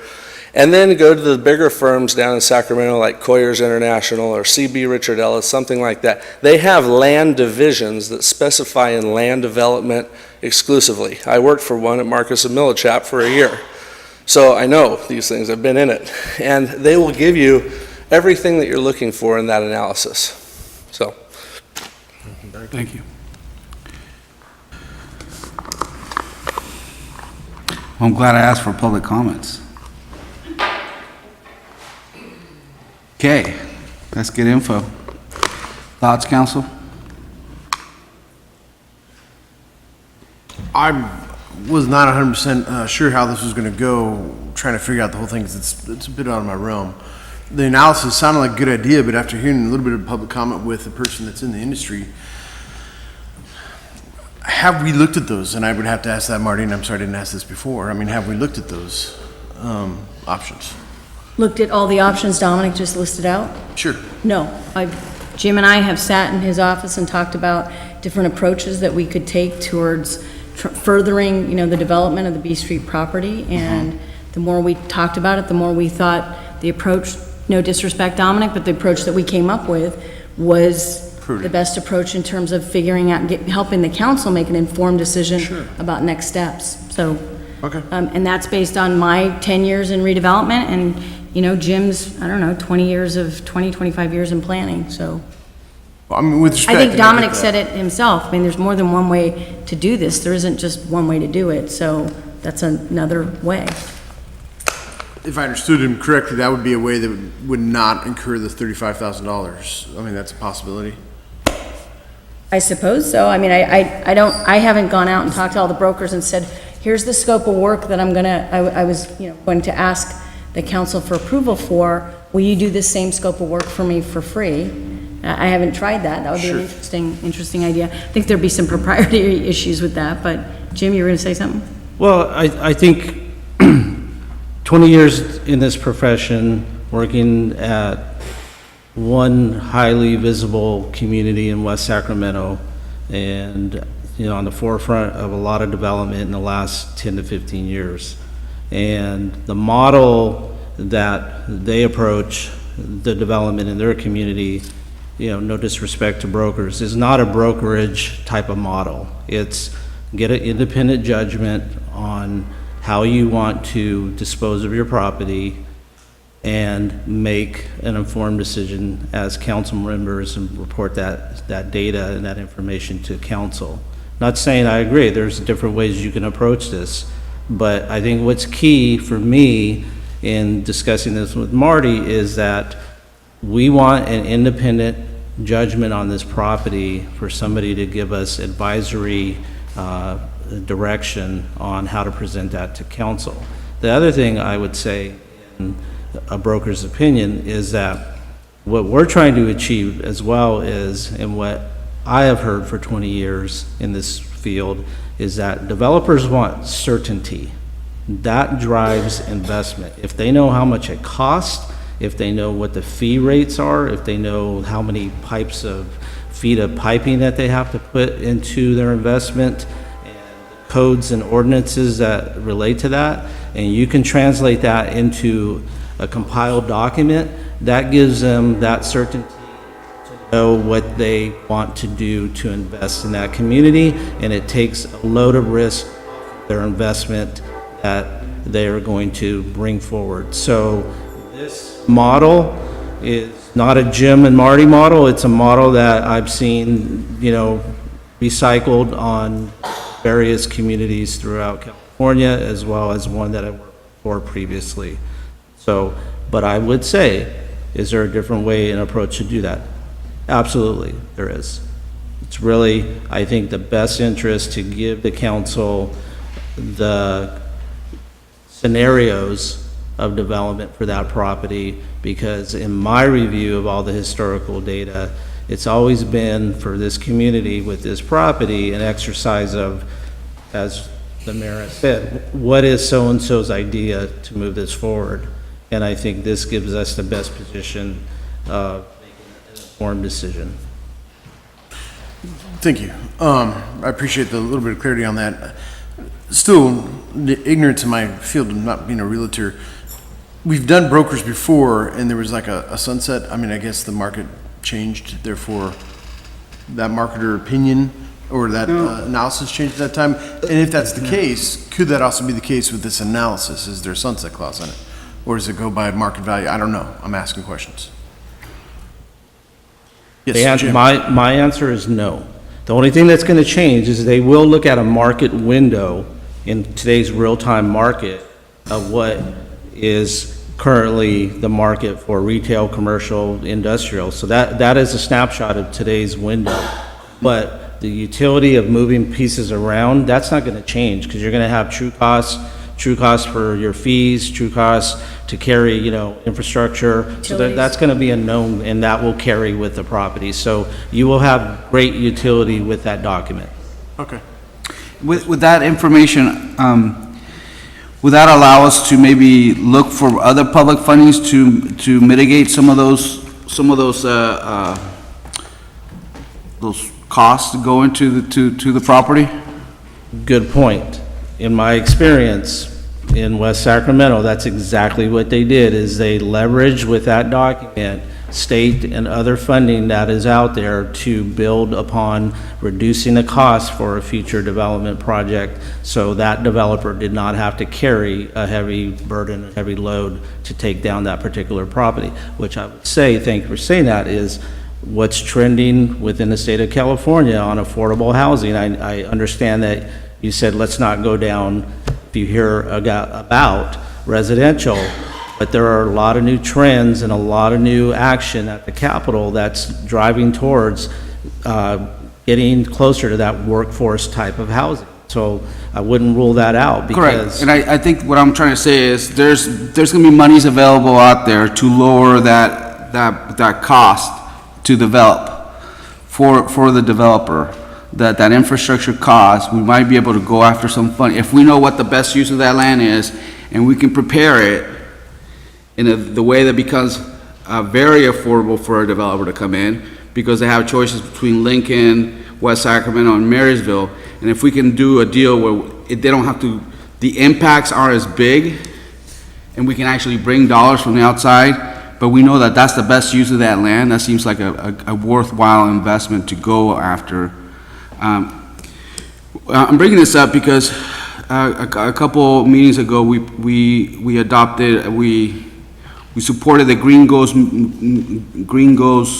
Means Go. Thank you. Green Means Go efforts that SACOG's putting together, and part of it is that, to mitigate those costs associated with development. And we're trying to go after state dollars, it's basically from the California Air Resource Board, to bring dollars to minimize some of those impacts. So that really resonated with me when you talked about, we'll know not only the best use, but what costs associated we'll need to lower some of those costs associated with development. So in that sense, this $35,000 could be an investment, not necessarily just a cost, because it will tell us, and we can have some actual numbers that we can put in applications for the state or the feds, because they do want housing and they want to make it affordable for investment. I can tell you West Sacramento, in talking to their mayor, I mean, they have permits out. I mean, they have 5,000 lots already set for housing, but it doesn't make a difference. No one's going to build them. If no one's going to build, it doesn't matter, how many permits you provide to provide housing, or how many lands or lots you accommodate for housing, because that's not where the market is. I don't know. Bottom line is, I think this would be an investment for us to know exactly what that is, and if we can use some of those numbers to leverage some additional dollars from the outside, I think it may be worthwhile to do this analysis. I can tell you that I've gone through the broker process with 2 city managers ago, and Dave Lehman, and a different council, and we went to the brokers, and we had the brokers submit their plans, and we interviewed them, and we selected one of them because of what they presented, and that didn't work. So I've gone through that process. I've gone through actually we selected the housing nonprofit. We went through that RFQ and selected a company to put that proposal together, and that didn't work. I guess for me, I'm interested in trying something new, and if it seemed to be work for other jurisdictions, I don't see why we wouldn't be able to do it. The $35,000 might sound like a lot of money, and it is, but bottom line is, we have to try something, and we've tried many things in my tenure. So I'm just tired. I need another sandwich. I think what we, I think what we ought to do here is, I think we ought to let Marty go back, find out what this analysis would cost without the B Street involved, see if there's a savings there, and then move forward from that spot. Okay. Is that good? Good. And then staff will have another opportunity to maybe bring some other items that we didn't talk about before my sandwich. Sorry. You said without the B Street, you meant the ballpark. I'm sorry, I said without the B Street. I think I really heard that. I'm glad you said that, without the ballpark involved, I meant. So we'll table this for our next meeting and give staff another shot at it. Thank you. Thanks for clarifying that, Bill. Item 10, Section 10, appointments. Vice Mayor McKenzie has agreed to participate and be our appointment for Yuba Sutter Arts Council. Thank you.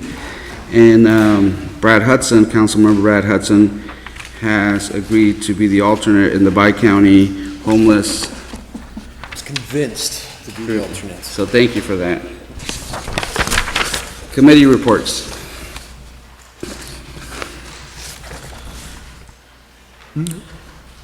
Haven't had a committee. City manager report? No. Any no report. correspondence? Council comments? Councilmember Butterwoley? I think we just had some productive discussion today, tonight. I know it's been long and weary, but I do, especially with this permitting, I'm anxious to see something come back in a little bit different form that I feel, I'm hoping we conveyed, and I'll just leave it at that. I think it was a productive meeting within that sense. Thank you. Councilmember Simmons? Thank you. I thought that Katie Bernick's presentation on the the water issues was very appropriate for us. Now I think we have a better understanding of just exactly what we have to deal with. And the dialogue tonight was very productive. I thought there was a lot of good ideas. We had staff and city involved in it. Of course, when you're dealing with emotions, it's kind of hard to come up with a generalized issue that everyone agrees to. So I'm glad the staff's going to go back and look at that rate structure again and see what's going on and bring something back that's a little, in my opinion, a little better than what that one was. And so, a good job, you guys. We'll just continue to move on. Councilmember Hudson? I appreciate the little bit of clarity we had with the historical precedent set with the master fee schedule, as well as what the former council decided. And I can see where the confusion came up with staff making the decisions they did at that time. I am looking forward to seeing us get this cleared up, because it is an issue to me. It's you know, we do a lot of things for the community, and the parades and the events and so forth are about the community. So let's just be a little bit ingratiating and understanding fiduciary responsibility as well. But I'd like to see what they come back with. I'm looking forward to that. Thank you. Thank you. Vice Mayor? I agree about all of that. It was a lot of good dialogue tonight, and what I really appreciated a lot, because I know Marty is a big proponent of participatory budgeting, right? That's your love and your passion, and we've, kind of talked about it a little bit here and there, and how opportunities, what that could look like for us as a council, and do it at our budgeting. And so I think for me anyway, tonight, we got some big input on a priority for our community in budgeting, I think. And so I think it's a good exercise to look at all of it, though. I mean, with the costs and the community input and how we're feeling. So great dialogue, and I'm looking forward to what comes from that. And anyway, thanks everybody for working hard. Thank you. I want to comment that in our consent agenda, we had the agreement with the Gold Sox folks. So I'm happy that that's moving forward, and I know they have announced the first day of baseball. I want to say May 31st. Does that sound correct? And so I'm looking forward to that. I think it's great that we have a group that is conscious about the community's needs, and they really want to work hard for for the community. We have a pretty big issue with congestion in our city, and I think it wasn't part of our, it's a little bit in our goals, and and that we're going to deal with it through our general plan update, through the circulation element. But I think we need to look at something in the near future, whether it's working with Caltrans directly. The other day when I introduced Congressman Garamendi at his event, I did bring that up, that we're going to look for Caltrans to kind of help us with their expertise to find something for us to be able to do in the meantime. You know, the general plan is going to take a year or 2 years to put together, and each of those elements are going to be, you know, take a lot of time to put together. But our traffic is not going anywhere. Our congestion is not going anywhere. Maybe the higher gas prices might slow down some of that, but summer vacationing is coming, and people are getting pretty frustrated. So I'm asking staff to kind of go back to maybe Caltrans, but we need something. Something needs to be put forward in the next, I don't know, this next fiscal year to figure something out that is going to help with getting to work, coming to the hospital, you know, whatever it is. It is pretty bad certain times. So anyway, that was my comment. Can I quickly remark on that? Sure, sir. I didn't get the best feeling from Caltrans on wanting to help, but you have the strongest relationship with Caltrans, SACOG, and Congressman Garamendi. So I think we need to have you lead that, or help lead that at least. That was part of my leader right now, trying to share with staff. They need to put some effort into it. It's my leadership style here. But I think staff, they know it. I think we've had conversation with Caltrans. We've sat down with them. They were a little bit soft on what they were offering, but I think we need to go back and find out, okay, can we put something together that you can help us with, whether it's technical assistance, come up with some solutions, but it's getting heavy. I mean, not only District 10, but East Street. I mean, I know that's all state highways, but it affects our system because people take different roads. They go through Simpson Lane, they come around, you know, they use back roads, and it's putting a lot of work on our other roads. So anyway, so hope staff can put some time on that to kind of, I know you guys have nothing to do, but it's a big issue, and it's coming up, and people are talking about it, and it's just going to get more up front. So let's try to get in front of it. With that, let's go to closed session pursuant to Government Code 54957.6, conference with labor negotiator Marty Brown regarding the following bargaining units: Teamsters, Marysville Police Officer Association, sworn and non-sworn, and Marysville Firefighter Association. You know, I think is directly related to what Ricky said. And route, that one's already there. It's because I use that route. Well, because we use that to shortcut around it. Back along, I think, and that's, I was just saying, with your comment, what he was talking about.